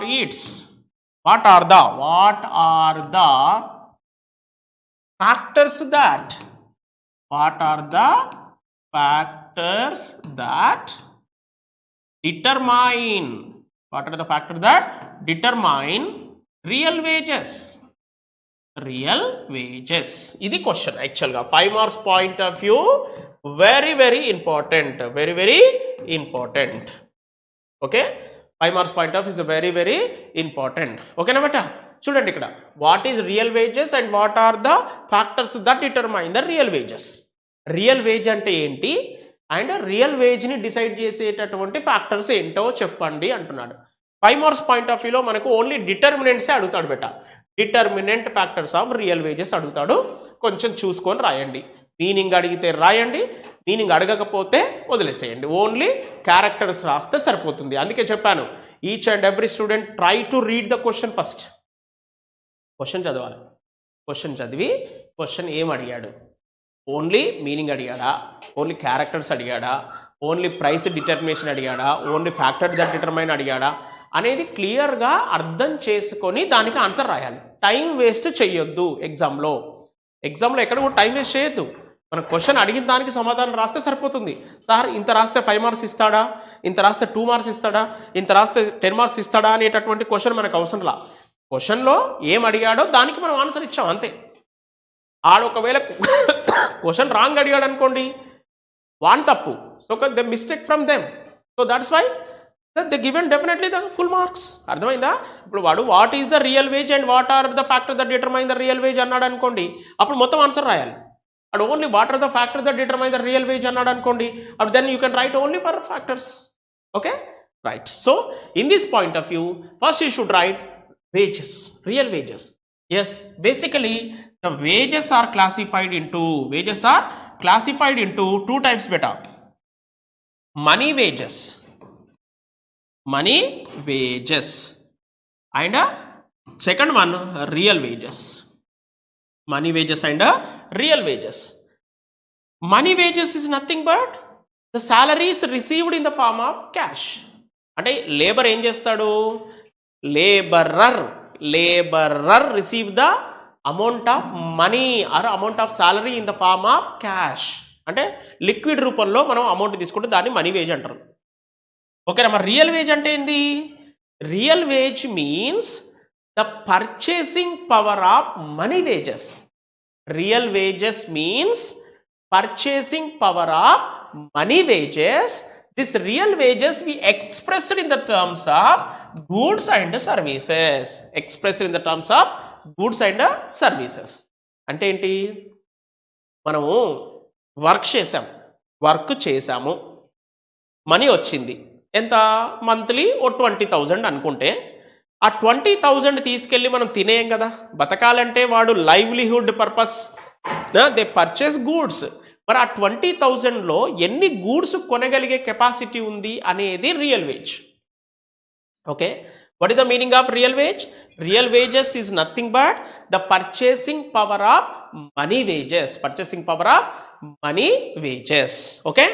so the real wages expressed in the terms of goods and services. ఓకేనా.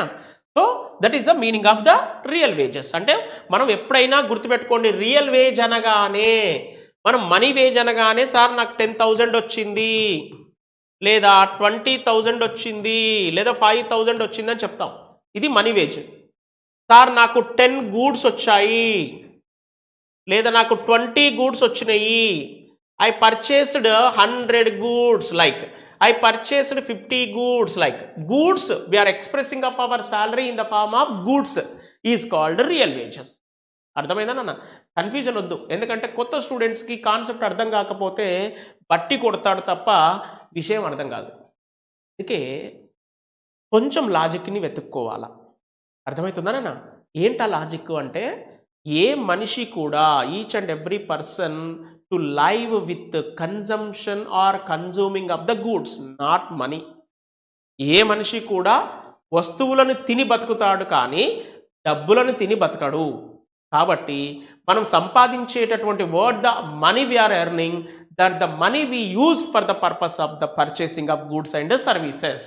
దాంట్లో groceries కొంటున్నాము, vegetables కొంటున్నాము, fruits కొంటున్నాము, milk కొంటున్నాము, plus వాటితో పాటు మనం use చేసే క్లాతెస్ కొంటున్నాము, మనం యూజ్ చేసే ఫుట్వేర్ కొంటున్నాము, specs, watch and we using regularly bikes, mobiles, ఇవన్నీ కూడా కొంటున్నాం. అంటే వస్తువులను యూజ్ చేసి మనం సాటిస్ఫై అవుతున్నాం తప్ప మనీని యూజ్ చేసి ఫస్ట్ సాటిస్ఫై అవ్వట్లేదు. గుర్తుపెట్టుకోండి అది. అంటే ఆ మనీకి ఉన్నటువంటి purchasing capacity of the goods is called real veg. అట్లా విషయాన్ని అర్థం చేసుకోవాలి ఫస్ట్. అప్పుడు మనకు కాన్సెప్ట్ ఈజీగా అర్థమవుతుంది. ఫ్యాక్టర్స్ అనేవి చాలా ఈజీగా అర్థమవుతాయి. చాలామంది దీని క్వశ్చన్ వదిలేస్తారు, కానీ ఇదే డెఫినెట్ క్వశ్చన్ 5 మార్క్స్కి 100% వస్తుంది. మరి దాన్ని పర్ఫెక్ట్గా నేర్చుకుంటే ఆ క్వశ్చన్ని మనం ఆన్సర్ రాసేసుకోవచ్చు కదా. అప్పుడు మనకు స్కోర్ పెంచుకోవడానికి ఛాన్స్ ఉంటుంది కదా బేటా. సో కాబట్టి ఎవరు కూడా కొంచెం కాన్సెప్ట్ని అర్థం చేసుకొని ముందుకెళ్ళగలిగితే బాగుంటుంది. ఎవరు కూడా దాన్ని వదిలేయద్దు అని చెప్పేసి. ఓకేనా. రైట్. మనం మళ్ళీ ముద్ర క్లాసెస్ యాప్లో క్లియర్ ఎక్స్ప్లెనేషన్ ఉంటుంది బేటా.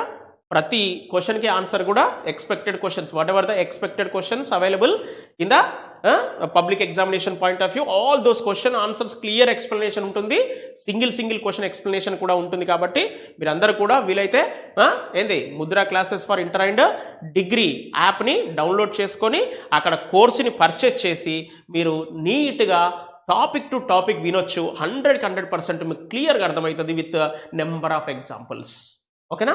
సో కన్ఫ్యూజన్ కాకుండా ఇక్కడ కన్ఫ్యూజన్ అయినా అక్కడ కన్ఫ్యూజ్ కాకుండా వినొచ్చు. ఎందుకంటే ఇక్కడ మనకు క్విక్ రివిజన్ కదా, కొంచెం ఫాస్ట్గా వెళ్తాం, కానీ అక్కడ చాలా క్లియర్గా స్లోగా ఎక్స్ప్లెనేషన్ ఉంటుంది. కాబట్టి okay, try to purchase and try to download the app from Play Store. Okay, right. Okay, so real wages, what are the factors? Yes, factors that determine the real wages. Determine the real wages. Real wages. Okay, beta. Determine the real wages. What are the factors that determine the real wages? Yes, price level. First one ఏంటి beta?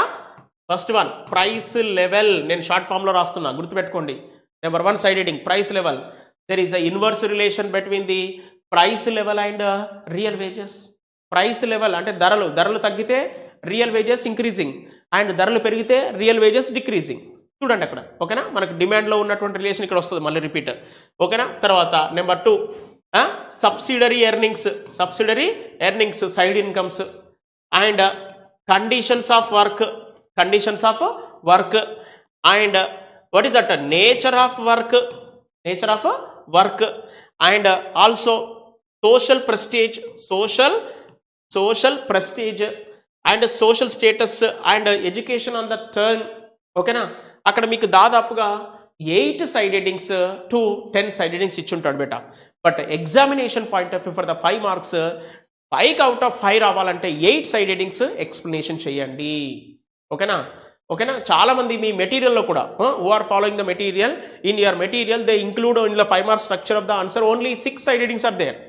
Only 6 side headings మాత్రమే ఇచ్చాడు. మనం అడిషనల్గా ఇంకొక 2-3 side headings add చేసినప్పుడు మనకు full out of full వస్తాయి marks, ఓకేనా. Right. So the meaning of the real wages and what are the factor that determine the real wage, you must be follow this answer. 5 marks enough. And finally in this unit, the most important 2 marks point of view, the 2 marks point of view, there is only for 4 questions. That's gross interest. Number 2, net interest, and gross profit, and net profit.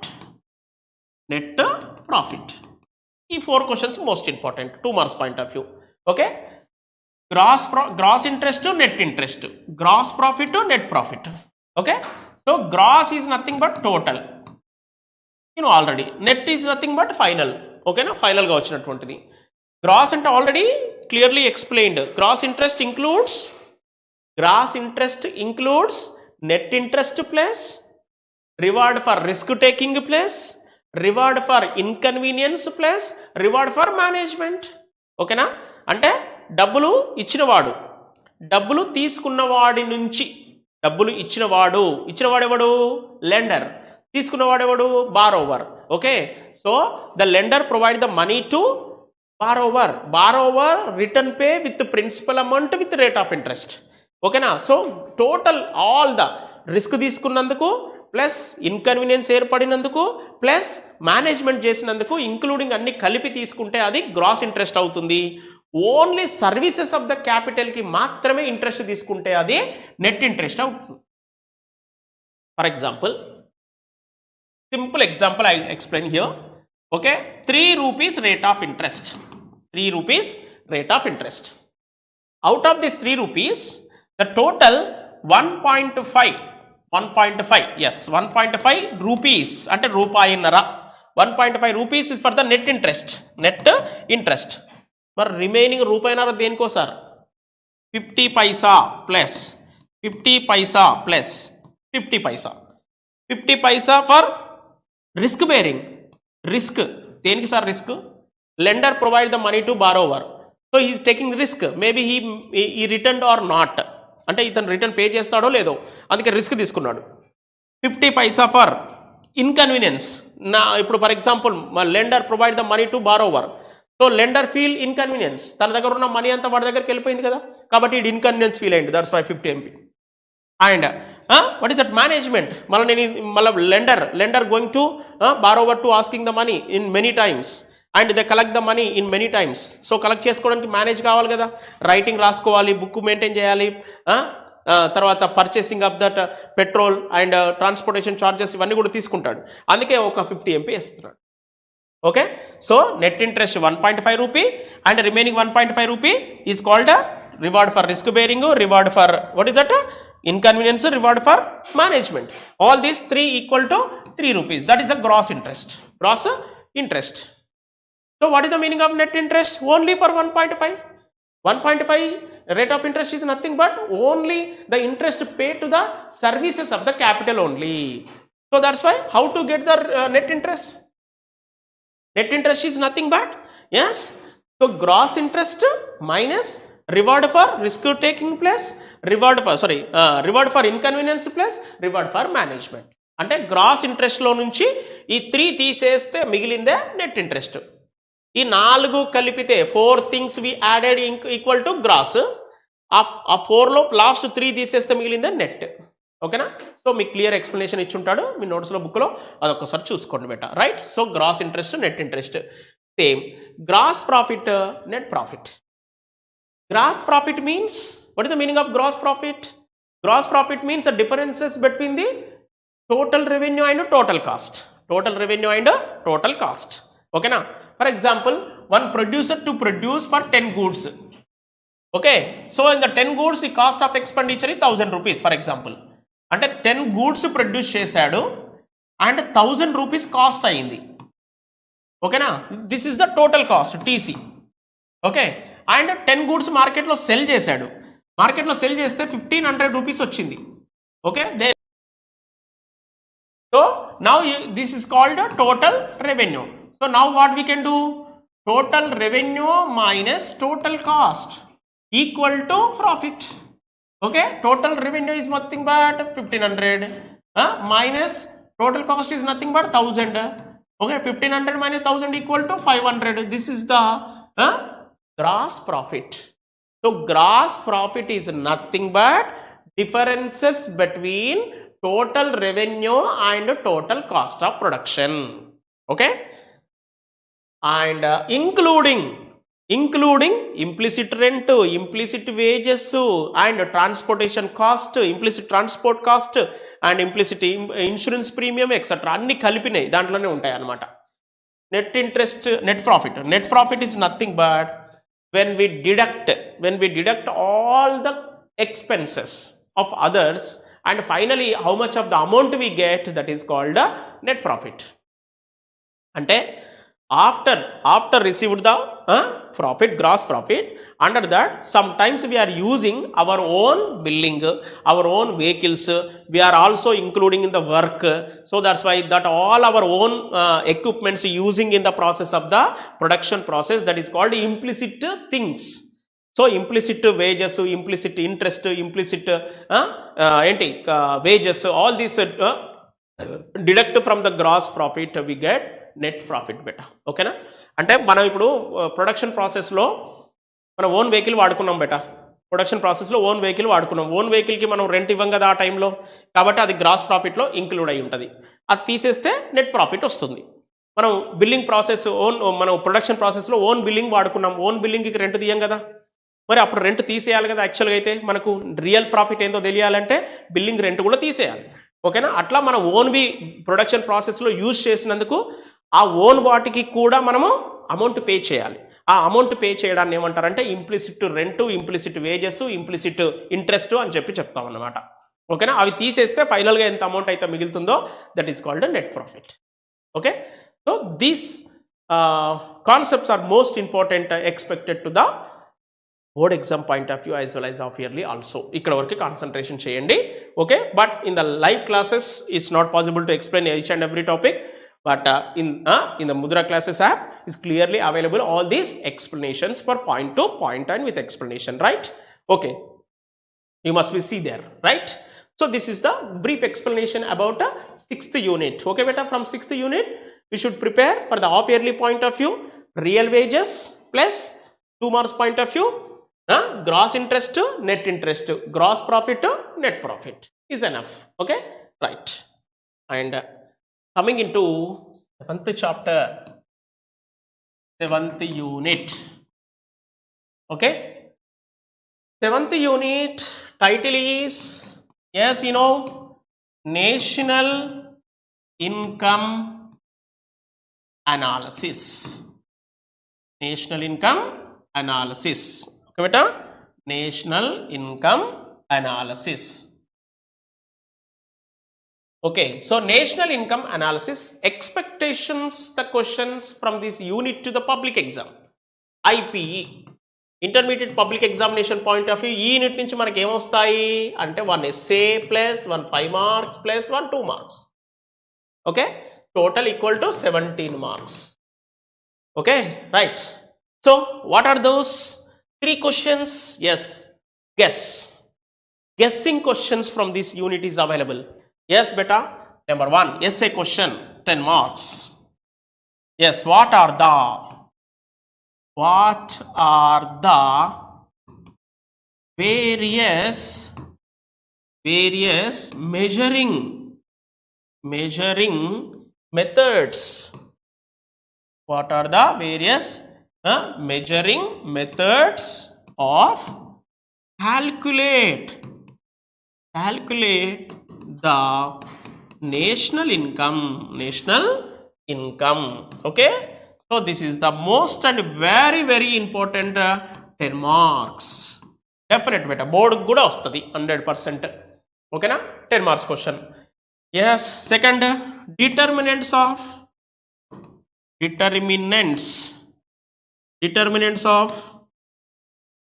national income.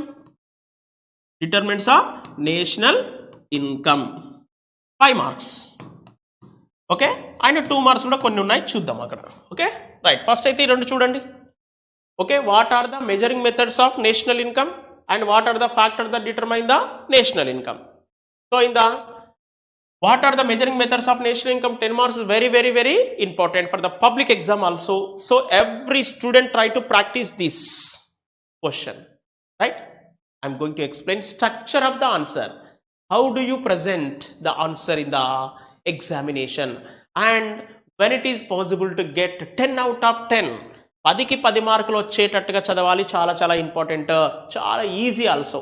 Okay, length of the answer is also very small. Okay, yes, first question discuss చేస్తున్నాం బేటా, various methods. Okay, first there is only 4 side headings. Number 1, introduction. What do you write in the introduction? Meaning of national income. And yes, second side heading, methods. What are the methods? There are 3 methods, you know very well. Yes, product method. What is beta? Product method. Number 2, income method. And number 3, expenditure method.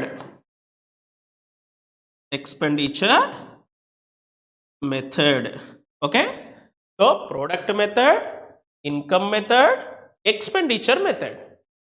Yes beta, you know, first you should write in the examination point of view introduction. In the introduction you should write meaning. What is the meaning of national income? You know very well. National income is the total market value of all final goods and services produced in a country in a given period of time. Okay na, general meaning rayandi. Who calculate the national income in India? In India, national income estimating by CSO, Central Statistical Organization. Central Statistical Organization was established by Government of India in the year of 1951, but it working from 1954 onwards. It estimating the national income for every financial year from April 1st to March 31st. This is the information you should including in the examination. Okay na, అందరూ వింటున్నారా? yes, introduction లో ఇవన్నీ రాయాలి. మనం direct మీ మెటీరియల్లో only 3 methods ఇచ్చేసాడు. okay, who are following the material, in the material they given only 3 methods: product method meaning, income method meaning, expenditure method meaning. అంటే ఒక half పేజీలో ఇచ్చాడు. మరి 10 మార్క్స్ ఎట్లా ఇస్తారండి? అందుకే 10 out of 10 కావాలంటే క్లాసెస్ క్లారిటీగా వినాలి, నోట్స్ రాసుకోవాలి, అండ్ లేదా టెక్స్ట్ బుక్ ఫాలో అవ్వాలి. మెటీరియల్ ఏంటంటే బేటా, మనకు ఓవరాల్గా 60-70 మార్క్స్ పాయింట్ ఆఫ్ వ్యూకి ఈజ్ ఎనఫ్. మనం 90, 98, 99 కావాలి అంటే డెఫినెట్గా you should follow text book or the notes whatever given by the lecturer. ఓకేనా నాన్న, అది గమనించుకోండి. సో కాబట్టి ఫస్ట్ ఇంట్రడక్షన్లో మీనింగ్ ప్లస్ ఈ ఇన్ఫర్మేషన్ సిఎస్ఓ గురించి రాయండి. Next coming in to methods. Okay, 3 methods: product method, Product method is also called output method. It is also known as inventory method or commodity service method. What is the formula here? నేను direct ఫార్ములాకి వెళ్ళిపోతున్నా బేట. ఓకేనా, చూసుకోండి. GNP is equal to P1 Q1 plus P2 Q2 plus so on PN QN bracket close plus net income from abroad. Equations. So this is the formula to measurement of the national income according to product method or output method. Okay, so the clear information is available there, just read there. And next, income method. NI is equal to R plus W plus I plus P. What is the meaning of R? NI ante national income or rent, wages, interest, profit. Okay, and now expenditure method. NI is equal to EH plus EF plus EG. Okay, NI means national income. EH means expenditure of households, expenditure of the firms, expenditure of the government, plus net exports. Okay, right. So these are the important formulas included. Along with these formulas, you should write meanings also. Meaning of the product method, equation. Meaning of income method, equation. Meaning of expenditure method and equation. Along with some of the precautions also provided there. All the elements you should be including in the examination. Definitely you will be get 10 out of 10. Okay, right. So this is the structure of the answer. అంటే మీరు ఒకటే ఒకటి అర్థం చేసుకోండి నాన్న, ఏ elements include చేస్తే మనకు ఎక్కువ మార్కులు వస్తాయి, ఏం రాస్తే ఎక్కువ మార్కులు వస్తాయి అనేది కావాలి మనకు, అది క్యాచ్ చేయాలి. దాని ప్రకారం ప్రిపరేషన్ మొదలు పెట్టాలి. డెఫినెట్గా మంచి మార్కులు వస్తాయి. అప్పుడు మీనింగ్ రాయాలి. మీనింగ్ తర్వాత కొంచెం ఏంటి ఎవరు క్యాలిక్యులేట్ చేస్తారు నేషనల్ ఇన్కమ్ని ఇండియాలో, అది రాయాలి. తర్వాత మనకు ఈ 3 మెథడ్స్ని క్లియర్గా ఎక్స్ప్లెయిన్ చేయాలి with equations. Right, so follow that. And 5 marks. 5 marks point of view, factors that determine the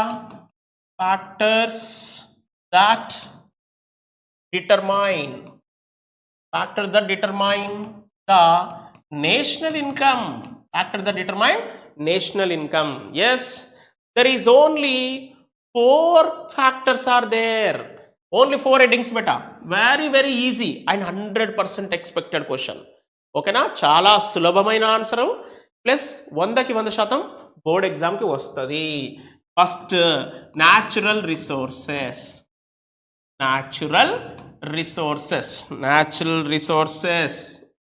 okay right. First side heading ఏంటి బేటా? Natural resources.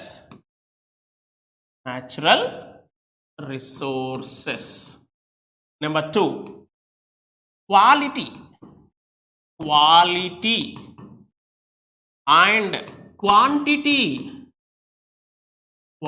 and quantity of factors of productions. Short form lo rasana akkada. And number 3 state of technology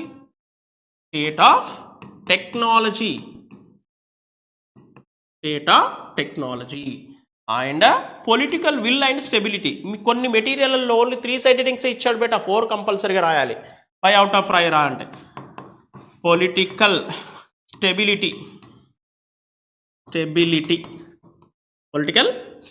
చూడండి ఇక్కడ natural resources, quality and quantity of the factors of productions, state of technology, political will and stability.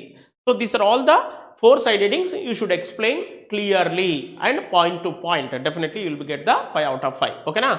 Right, beta. Natural resources, national income increase అవ్వాలంటే natural resources ని బాగా utilise చేసుకోవాలి, plus available ఉండాలి. First quality and quantity of factors of productions అంటే land and labour and capital and organisation, ఇవన్నీ కూడా పర్ఫెక్ట్గా available ఉండాలి, క్వాలిటీగా ఉండాలి, క్వాంటిటీగా ఉండాలి. State of technology is also most important to increase the output of the country. And political will and stability అంటే పొలిటికల్ స్టెబిలిటీ ఉండాలి, పొలిటికల్ పార్టీస్కి కంట్రీని డెవలప్ చేయాలనేటటువంటి యాటిట్యూడ్ ఉండాలి, మంచి ప్లానింగ్ ఉండాలి, ఎకనామిక్ డెవలప్మెంట్ ప్లానింగ్ ఉండాలి. Okay, so all these factors are to determine the national income. Okay, beta, 5 marks point of view, it must be prepared. Coming into 2 marks. 2 marks point of view, very important for subsidies and transfer payments, okay, depreciation, okay, and per capita income, okay, per capita income. Okay, so ఈ 4 questions most important beta. 4 లో నుంచి definite గా మనకు repeat అవుతూ ఉంటుంది question public exam కి as well as whatever the half yearly or pre finally. Subsidies means the producer to sell their product in the market, less than their cost of production, అర్థం కదా? చూడండి ఇక్కడ చూడండి, ఒక producer goods ని produce చేశాడు, 10 rupees అయింది. So they expense the amount to production of that good, but he can sell this good in the market for 5 rupees only. అదేంటి సార్, 10 రూపీస్ అయితే వాడు 5 రూపాయలకి ఎందుకు అమ్ముతాడు sir?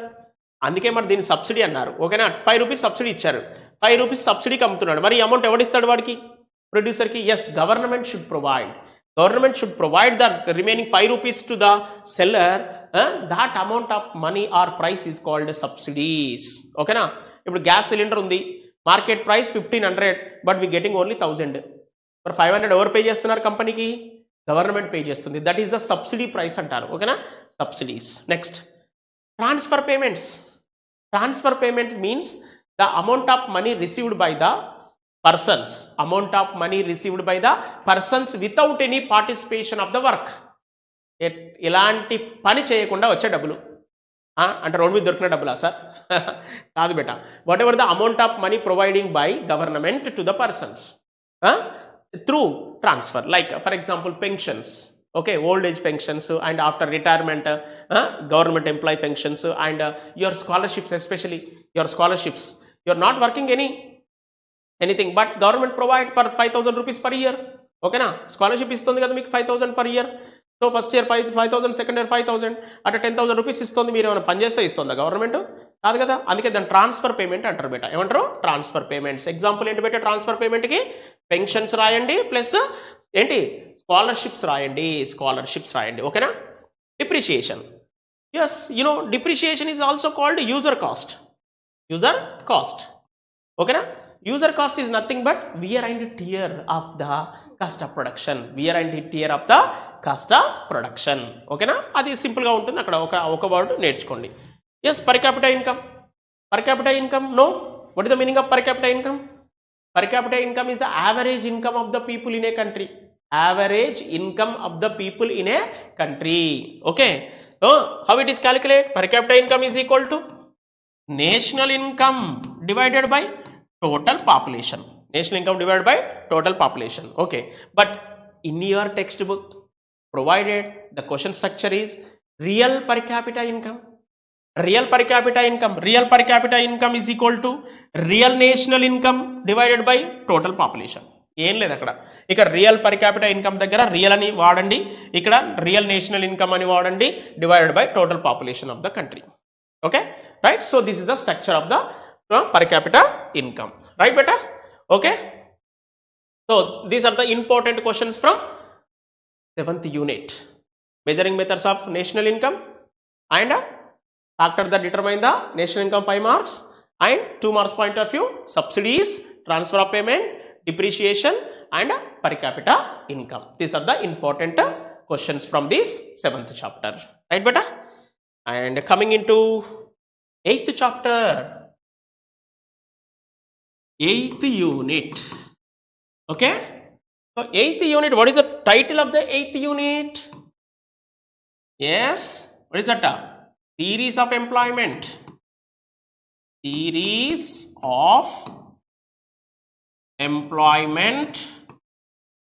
And public finance. Okay, theories of employment and public finance. From this unit, expected marks to the public exam. First IPE గురించి మాట్లాడుతున్నాం మనం. ఓకేనా? ఈ యూనిట్ నుంచి పబ్లిక్ ఎగ్జామ్కి ఏం క్వశ్చన్లు వస్తాయి sir? 10 marks plus 5 marks plus 2 marks plus 2 marks. Okay, 10 plus 5 plus 2 plus 2 equal to 19 marks. 19 marks వస్తాయి ఈ యూనిట్ నుంచి. బట్ 10 మార్క్స్ ఎక్కడి నుంచి సార్ అంటే theories of employment, and 5 marks ఎక్కడి నుంచి సార్ అంటే public finance, and even 2 marks also from theories of employment, 1 from public finance. Clear? ఓకేనా? So the totally 8th chapter is divided into 2 parts, part A and part B. Part A is theories of employment, part B is public finance. ఓకేనా? SA ఎక్కడి నుంచి వస్తుంది అంటే part A. What is that essay sir? Keynesian theory. Keynesian, 1 minute. Okay, Keynesian theory of employment. KEY.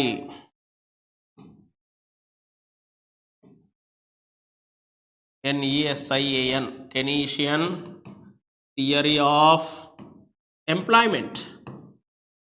Keynesian theory of employment. Okay. So in the Keynesian theory of employment is the very important 10 marks. ఇది కూడా 100% expected question to the public exam బోర్డ్కి. So half ఇయర్లీకి ఇస్తారు, ఏ lecturer అయినా half ఇయర్లీకి ఇస్తారు, pre ఫైనల్కి ఇస్తారు.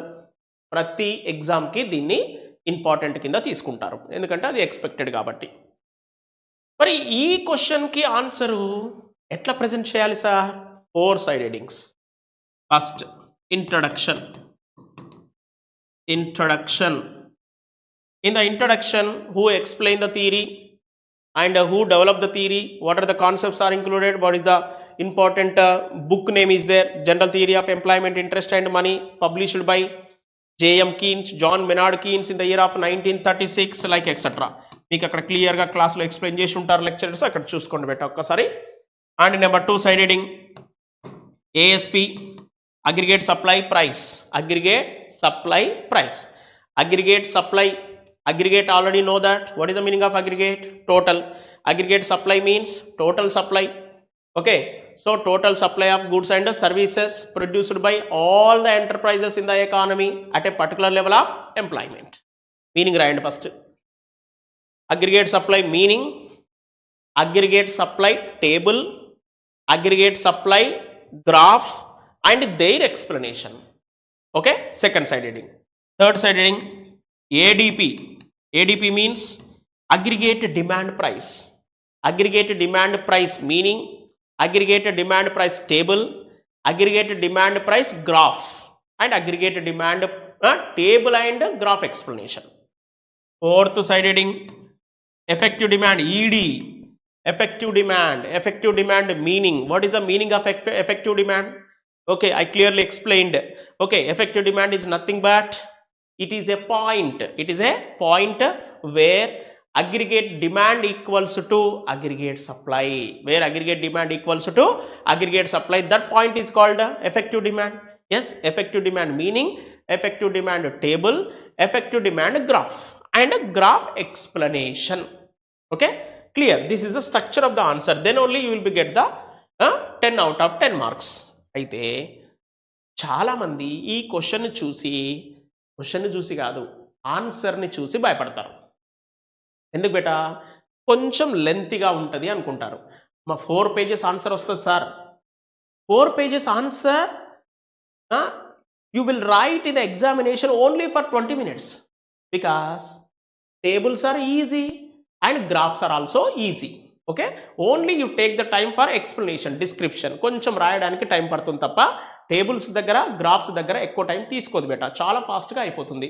అందుకే టైం సేవ్ అవుతుంది. అందుకే మీరు ఈ క్వశ్చన్ని సెలెక్ట్ చేసుకోవడానికి ట్రై చేయొచ్చు 100%. ఓకేనా? Right. So that's why this is the structure of the answer. First you should write introduction, and under the introduction meaning and who explain, who develop and which are the elements are including in the introduction. And next aggregate supply, what is that? Meaning, table and graph. Aggregate demand, meaning, table, graph and also effective demand, meaning, table, graph. 3 tables, 3 graphs are there. Okay. In some material they provided only for last effective demand table graph ఇచ్చుంటాడు బేటా, that is wrong. ఎందుకంటే క్లియర్గా explain చేయడాడు. ఓకేనా, అందుకే కొంచెం text book కానీ notes కానీ ఫాలో అవ్వడానికి ట్రై చేయండి, అప్పుడు full out of full marks వస్తాయి. Right. So this is the Keynesian theory of employment brief explanation, very important నాన్న public exam and as well as half yearly also. Coming in to public finance second part, మనకు part 1లో Keynesian theory highlight. ఓకేనా, classical theory of employment ఉంది బేటా, classical theory of employment ఉంది, కానీ అక్కడ supply creates its own demand and wage cut policy and full employment, classical economist, ఒక 2 marks point of వ్యూలో మనకు అక్కడి నుంచి హైలైట్ అవుతాయి, అవి కొంచెం చూసుకోండి. ఓకేనా, నేను మీకు ముద్రా క్లాసెస్ యాప్లో క్లియర్గా ఎక్స్ప్లెనేషన్ ఉంటుంది, వీలైతే అక్కడ వీడియో ఒకసారి చూడండి. ఓకే బేటా, right. And coming in to part B, part B public finance, public finance. Okay, public finance, in this concept important for 3 questions, important 3 concepts only, basically 3 concepts. One it is public revenue, public revenue, public expenditure, public expenditure. Okay, and next public debt, public debt, public debt. Okay, public revenue, public expenditure, public debt. ఇది ఒక 5 marks బేటా, ఇది ఒక 5 marks and ఇది also 5 marks. Okay, 5 marks 5 marks 5 marks important. ఓకేనా, public revenue you know already. Public revenue means revenue is nothing but income, public is nothing but government, government revenue. Okay, government revenue, what are the sources of the government revenue? You know already, tax revenue and non-tax revenue. Tax revenue is divided into 2 types, direct taxes, indirect taxes. Okay, and non-tax revenue, commercial revenue, administrative revenue, and what is that? Loans and advances and grants in aid. Okay na, ఇవన్నీ కూడా చూసుకోండి. And public expenditure అంటే government ఏం ఖర్చు పెడుతుంది. ఓకేనా, మీకు ఆడ దాదాపుగా 14-15 ఐటమ్స్ ఉన్నాయి, క్లియర్గా లిస్ట్ ఉంటుంది. ఓకేనా, ఈవెన్ నోట్స్లో కానీ లేదా మెటీరియల్లో కానీ లేదంటే టెక్స్ట్ బుక్లో కానీ. Okay, expenditure on the defence, expenditure on the internal security and expenditure on the economic services, expenditure on the social services and other general services, expenditure on the subsidies, expenditure on the pensions, loans to state government, loans to foreign government, loans to public sector units, and also grants to state government, grants to foreign government, repayment of the loans, and what is that, expenditure on the natural calamities. ఇవన్నీ కూడా public expenditure, అది చూసుకోండి పర్ఫెక్ట్గా. And public డెప్ట్, డెప్ట్ అంటే ఏంటి బేటా, borrowing, borrowing. ఓకేనా, government public డెప్ట్, government అప్పు. ఓకేనా, ఇప్పుడు మన అసెంబ్లీలో మన అప్పు మీద మంచి డిస్కషన్ జరుగుతుంది బేటా. సో మరి గవర్నమెంట్ అప్పు చేసిందట, గవర్నమెంట్ అప్పు చేసిందట, మరి గవర్నమెంట్ ఎందుకు అప్పు చేస్తుందండి? Why the government are going to taking the డెప్ట్ for the purpose of development, that is different. Okay, so how to repay? Yes, borrowing is not wrong, borrowing is the right way, because expenses purpose we are also taking the borrowing, even government also taking the borrowing from internal debt and external debt. Internal debt means within the country we are taking the debt, and external debt means out of the country we taking the debt. For example, we are taking the debt from World Bank, we are taking the debt from IMF, అక్కడి నుంచి loan తీసుకుంటే అవి external అవుతాయి. And we are taking the debt from RBI, we are taking the debt from SBI, like is called internal debt. Okay, whatever it is, but how to repay the debt? How to repay the debt? There are certain methods are there. Okay, so clearly provided in your book, that is a surplus budget, refunding, annuities, conversion, additional taxes, and also what is that, sinking fund and capital levy and surplus balance of trade. Okay, 8 side headings, 8 methods ఉన్నాయి but అక్కడ 8 మెథడ్స్లో మీరు 5 marks point of వ్యూలో డెఫినెట్గా అన్ని రాయడానికి try చేయండి. In case మరి tight అయితే కనుక 6 మినిమం రాయాలి, 6 minimum for the 5 marks point of view. Okay, right. So from these 3 డెఫినెట్గా క్వశ్చన్ మీకు పబ్లిక్కి పడుతుంది, హాఫ్ ఇయర్లీ కూడా వస్తుంది. రైట్, పబ్లిక్ రెవెన్యూ, పబ్లిక్ డెప్ట్ and public expenditure. Right, so these are the important. And finally budget. Budget okay, budget చూసుకోండి. What is the meaning of budget? Budget is the annual statement. Budget is the annual statement of the government or public authority అని ఇచ్చాడు మీకు text book లో. ఓకేనా, government అన్న public authority అన్న ఒకటే. Okay, so what is the meaning of budget? Budget is a annual statement of government income and expenditure. Annual statement of government income and expenditure for a financial year. Financial year అంటే తెలుసుగా, April 1 to March 31. ఈ financial ఇయర్లో government ఎంత ఖర్చు పెట్టింది, గవర్నమెంట్కి ఎంత income వచ్చింది అనేటటువంటి రాసుకునే ఒక పేపరే బడ్జెట్, సింపుల్గా చెప్పాలంటే. Okay, so budget is classified into 3 types. You know what is that? Balanced budget and deficit budget and surplus budget. ఓకేనా, బడ్జెట్ అనేది ప్లస్లో ఉంటే సర్ప్లస్, బడ్జెట్ అనేది మైనస్లో ఉంటే డెఫిసిట్, బడ్జెట్ అనేది ఈక్వల్గా ఉంటే ఈక్వల్. ఓకేనా, and total government revenue, total government expenditure equal to balanced budget. Government income is excess government revenue, that is government revenue excess of government expenditure, surplus budget. And when the government expenditure excess that government revenue is called deficit budget. ఓకేనా, అవి చూసుకోండి 3, అక్కడి నుంచి కూడా 2 marks వస్తుంది. And finally GST గురించి తెలుసుగా బేటా, already indirect taxes గురించి మనం డిస్కస్ చేసాం. జిఎస్టీ, ఓకేనా, GST is the goods and service tax introduced by government of India in the place of different indirect taxes on what is that? 29th March 2017. 2017 March 29వ తారీఖు నాడు introduce చేసింది పార్లమెంట్లో GST అనేటటువంటి బిల్లుని. మరి ఎప్పటి నుంచి ఇంప్లిమెంట్ అవుతుంది? 1st July 2017, after 3 months. So how many slabs are there? 4 slabs are there. That is a 5%, 12%, 18%, 28%. These are the GST slabs in India. And how many GSTs are there? 3. CGST and SGST and IGST. ఓకేనా, ఇక్కడ వరకు రాయండి 2 marks point of view. ఓకేనా, ఇక అక్కడ మనకు state and central financial relations ఉన్నాయి బేటా, అవి మన క్లాసెస్లో డిస్కస్ చేద్దాం. ఓకేనా, ఓకే, ముద్ర క్లాసెస్లో ఆన్లైన్లో డిస్కస్ చేద్దాం, అక్కడ చూడండి. ఓకే, రైట్ బేటా. So these are the important structure of the questions from 8th chapter. ఓకేనా అన్న? So Keynesian theory 10 marks, public revenue 5 marks, public expenditure 5 marks, public డెప్ట్ 5 marks, 2 marks point of view budget, GST. ఓకేనా, and ఇవన్నీ కూడా ఒకసారి refer చేసుకోండి ఫాస్ట్గా. Right, okay, coming into 9th unit. Okay beta, 9th UT. 9th UT, the 3 components are there: money, banking and inflation. Okay, money, banking and inflation. Money, banking and inflation. Part A, part B, part C. From this unit, expected marks to IPE, intermediate public exam ki 1 5 marks plus 2 marks, approximately 9 marks. ఓకేనా, ఇంకొక 2 marks అడిషనల్గా ఇచ్చుంటే మనకు only 11 marks వస్తాయి బేటా from this unit.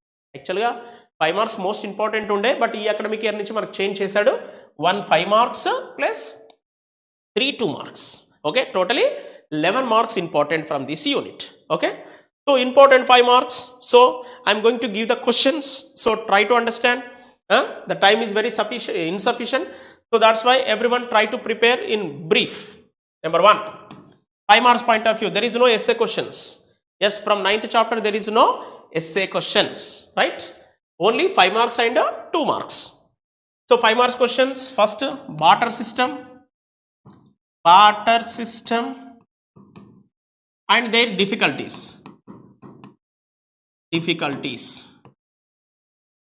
Barter system and their difficulties. Number 2, functions of money.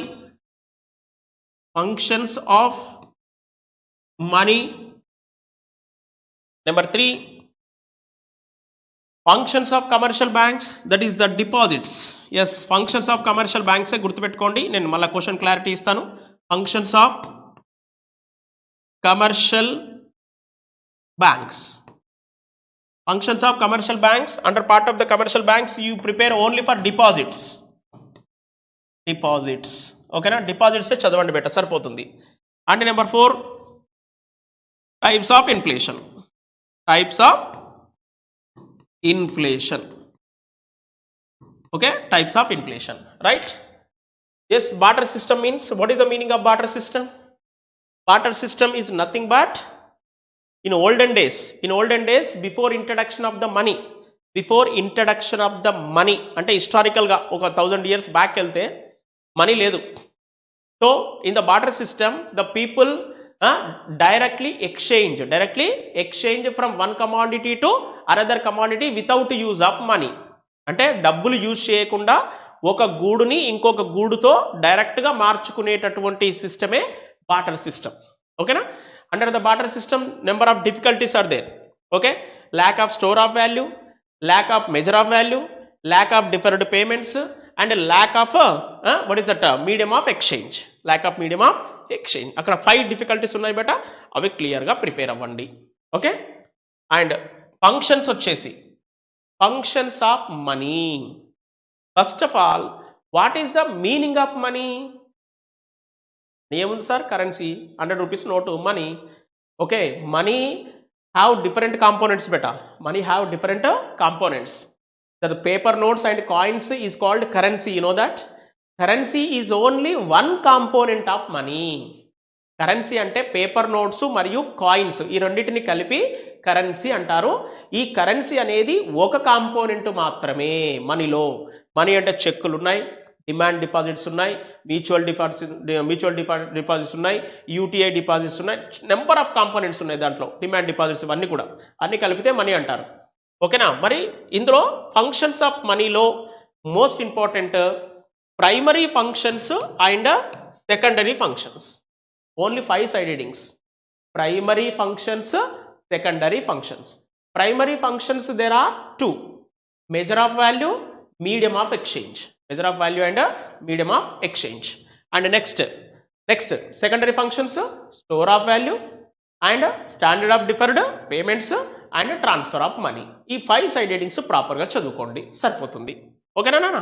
Functions of మనీలో total functions అవసరం లేదు బేటా. No need to write total functions. Only in the 5 marks point of view, you explain primary functions and secondary functions. That is only 5 side headings.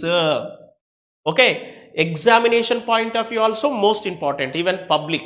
ఇక్కడ నుంచి ఈ 5 marks ఒకటే అని చెప్పాను కదా, ఒకటి 90% మనకు ఫంక్షన్స్ ఆఫ్ మనీయే వస్తుంది, గుర్తుపెట్టుకోండి. Functions of commercial banks. Yes, what is the meaning of bank? Bank is a business activity. Bank is a business activity and collection of the money from the public and provide the loans to the public. Public నుంచి డబ్బులు తీసుకొని పబ్లిక్కి money ఇచ్చి వ్యాపారం చేసేటటువంటి ఒక యాక్టివిటీయే bank. Okay, so bank accepted డిపాజిట్సే రాయండి, సరిపోతుంది. మీకు అక్కడ క్వశ్చన్లో క్లియర్గా డిపాజిట్సే అడుగుతాడు. Explain various kinds of deposits accepted by commercial banks అని అడుగుతాడు. అది ఒకటి చూసుకోండి, సరిపోతుంది. ఓకేనా? డిపాజిట్స్లో what kind of the deposits are there? Saving deposits, current deposits, term deposits, recurring deposits. Saving deposits, current deposits, term deposits also called fixed deposits like FD, and recurring deposits. 4 deposits explanation clearly explained, you know, based on that rate of interest. Saving deposit మీద interest ఉంటుంది, current deposit మీద interest 0, అవసరమైతే వాడే ఎక్కువ extra ఛార్జీలు వేస్తాడు. And term deposit మీద rate of interest high up to 8.5 వరకు ఉంటుంది. అండ్ రికరింగ్ డిపాజిట్స్ మీద in between saving deposit to term deposits. ఓకేనా? సేవింగ్ డిపాజిట్స్ మీద చూసుకున్నాను అది. ఓకేనా? Right. So functions of commercial banks. Okay, 1 minute.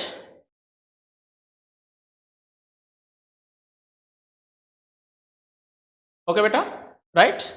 So types of inflation. Okay, inflation means raising the general prices over a long period of time. Raises of general prices over a long period of time. అంటే దీర్ఘకాలంలో ధరలు పెరుగుతూ ఉండడాన్ని మనం inflation అంటాం. Inflation is nothing but increasing in the general price level, increasing in the general price level over a long period of time. ఓకేనా, ఒకటే continuous లో ఓ ఇయర్ అంతా కూడా ఒక 1 year అంతా కూడా కంటిన్యూగా ప్రైసెస్ ఇంక్రీజ్ అవుతూ ఉన్నాయి అనుకోండి, that is called inflation. Okay, so there are 6 types of the inflation basically, but the total inflations are divided into only 2, based on the rate of inflation and based on the causes of inflation. Rate of inflations are classified into 4: creeping inflation, walking inflation, running inflation, hyperinflation. Okay, rate of inflations are classified into 4: creeping, walking, running, hyper. Based on the causes of inflations are classified into 2 only. They are, what is that? Demand pull inflation, cost push inflation. Cost push inflation, demand pull inflation. Okay beta, right? These 6 types of the inflations you must be explained briefly under part of the types of inflation. Okay, so from these 4 concepts you expected 2 marks also. Okay, 2 marks clearly, yes, near money, token money, and currency, and overdraft. Okay, overdraft, and also what is that next manaku net banking. Yes, net banking very very important. Net banking also called online banking. Okay, and also after net banking, RBI, Reserve Bank of India objectives are there. The 4 objectives are there, and also under part of that functions of RBI లో మన clearing house ఒకటి ఉంటుంది బేటా, అది చూసుకోండి. ఓకేనా, 2 marks అన్నీ కూడా క్లియర్గా మీకు ఎక్స్ప్లెయిన్ చేసి ఉంటారు. అండ్ ఒకసారి అవి బ్రీఫ్గా చదువుకోండి. Half yearly and board point of view కూడా ఇవే రిపీట్ అవుతాయి మీకు. ఓకేనా, మళ్ళీ మనం బోర్డ్ ఎగ్జామ్కి మళ్ళీ రివిజన్ క్లాస్ పెట్టుకుందాం లాంగ్ టర్మ్. ఓకేనా, right. First 2 marks point of view చూసుకోండి. Right, 9th chapter. This 4 only important: barter system, functions of money, functions of commercial banks after that, deposits, and types of inflation. Right, so from these concepts only cover all 2 marks also. Okay, right. So this is the information about 9th, and finally 10th chapter, 10th unit.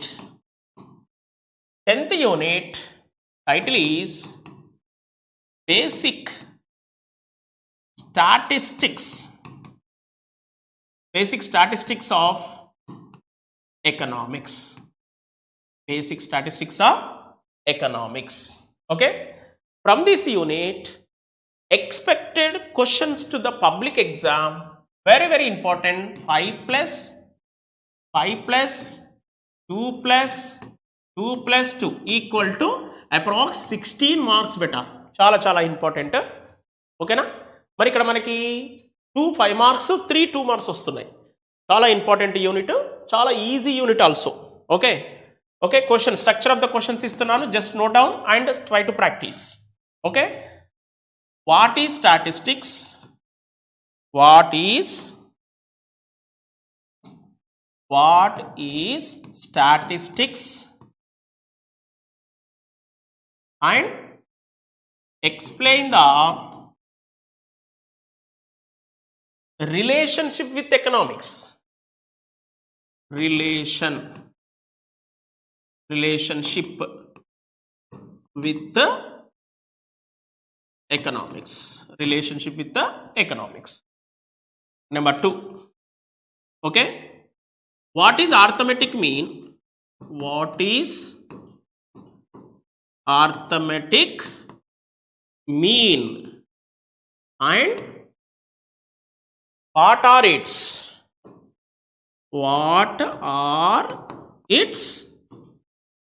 merits? What are its merits? And అవసరమైతే drawbacks కూడా నేర్చుకోండి, easy. What is median? What is median and what are its merits? ఇక్కడ కూడా merits. 4th one, what is mode? What is mode and what are its merits. Okay, ఇక్కడ కూడా merits చూసుకోండి. ఈ 4 questions prepare అయితే సరిపోతుంది బేటా. ఓకేనా? So what is statistics and explain the relationship with economics 5 marks. And what is arithmetic, what is arithmetic mean and what are its merits 5 marks. What is median and what are its merits is the 5 marks. And what is mode and what are its merits is the 5 marks. Okay, so 4 important basics. Under part of this we cover for 2 marks also. What is statistics 2 marks separate ga. What is arithmetic mean separate for 2 marks. What is the concept of median separate 2 marks. What is the concept of mode separate 2 marks. Okay, so this is the concept very very important. And basically arithmetic mean is nothing but statistics అంటే మీకు already క్లియర్గా explain చేసి ఉంటారు. ఒకసారి దాన్ని చూసుకోండి, half yearly point of వ్యూలో ఒకసారి రివిజన్ చేయండి. ఓకేనా? What is arithmetic mean and what is merits. Arithmetic mean అంటే the summation of the total observations divided by number of items observed. Meaning చూసుకోండి. మీడియన్ అంటే మిడిల్ ఎలిమెంట్. అండ్ మోడ్ అంటే most frequently observed the data. Okay బేటా? So from this 2 marks completed and also 5 marks చూసుకోండి. అక్కడ నుంచి 5 marks వస్తాయి, అక్కడి నుంచే 2 మార్క్స్ వస్తాయి. And finally in this concept pie chart is the most important. Pie chart you know that pie chart is the circle. 360 degrees of circle is divided into many parts. Okay, 360 degrees of circle is divided into many parts is called a pie chart. Okay, so divide the circle from the center to circumference. ఓకేనా? మనకు మధ్య భాగం నుంచి చివరి భాగాల వరకు ఒక 360 degrees of circle ని డిఫరెంట్ పార్ట్స్ గా డివైడ్ చేస్తే అదే పై చార్ట్. ఓకేనా? ఇవన్నీ కూడా కొంచెం నీట్గా ప్రాక్టీస్ చేయండి బేటా. హాఫ్ ఇయర్లీ ఎగ్జామ్లో ఇవన్నీ కూడా కవర్ అవుతాయి. ఓకేనా? మీకు not only for the half yearly point of view, even board point of view also very very important. Right? So entire the total 10 number of chapters quick revision and before the examination again we conduct the class beta. అక్కడ ఇంకా కొంచెం 2 sessions conduct చేద్దాం brief గా. So fast గా important questions అన్ని కూడా list of the important questions అన్ని కూడా నేను ప్రిపేర్ చేస్తాను. ఆ preparation of the important very very very expected important questions all explain in brief in before the IPE, intermediate public examination. Okay beta? So thankful to you. So all of you, I hope this explanation is very helpful to you from the economics point of view. So 5 chapters only, the 6 chapters only almost we discussed it briefly, and very very important questions we prepare. Again I'll explain in further. And if you are interested to download the app from the Play Store and try to see whatever the elements or videos are uploaded, and listen that videos and as possible as. Okay beta? So this is the session today. So meet again. Okay, see you in the next session. Thank you so much.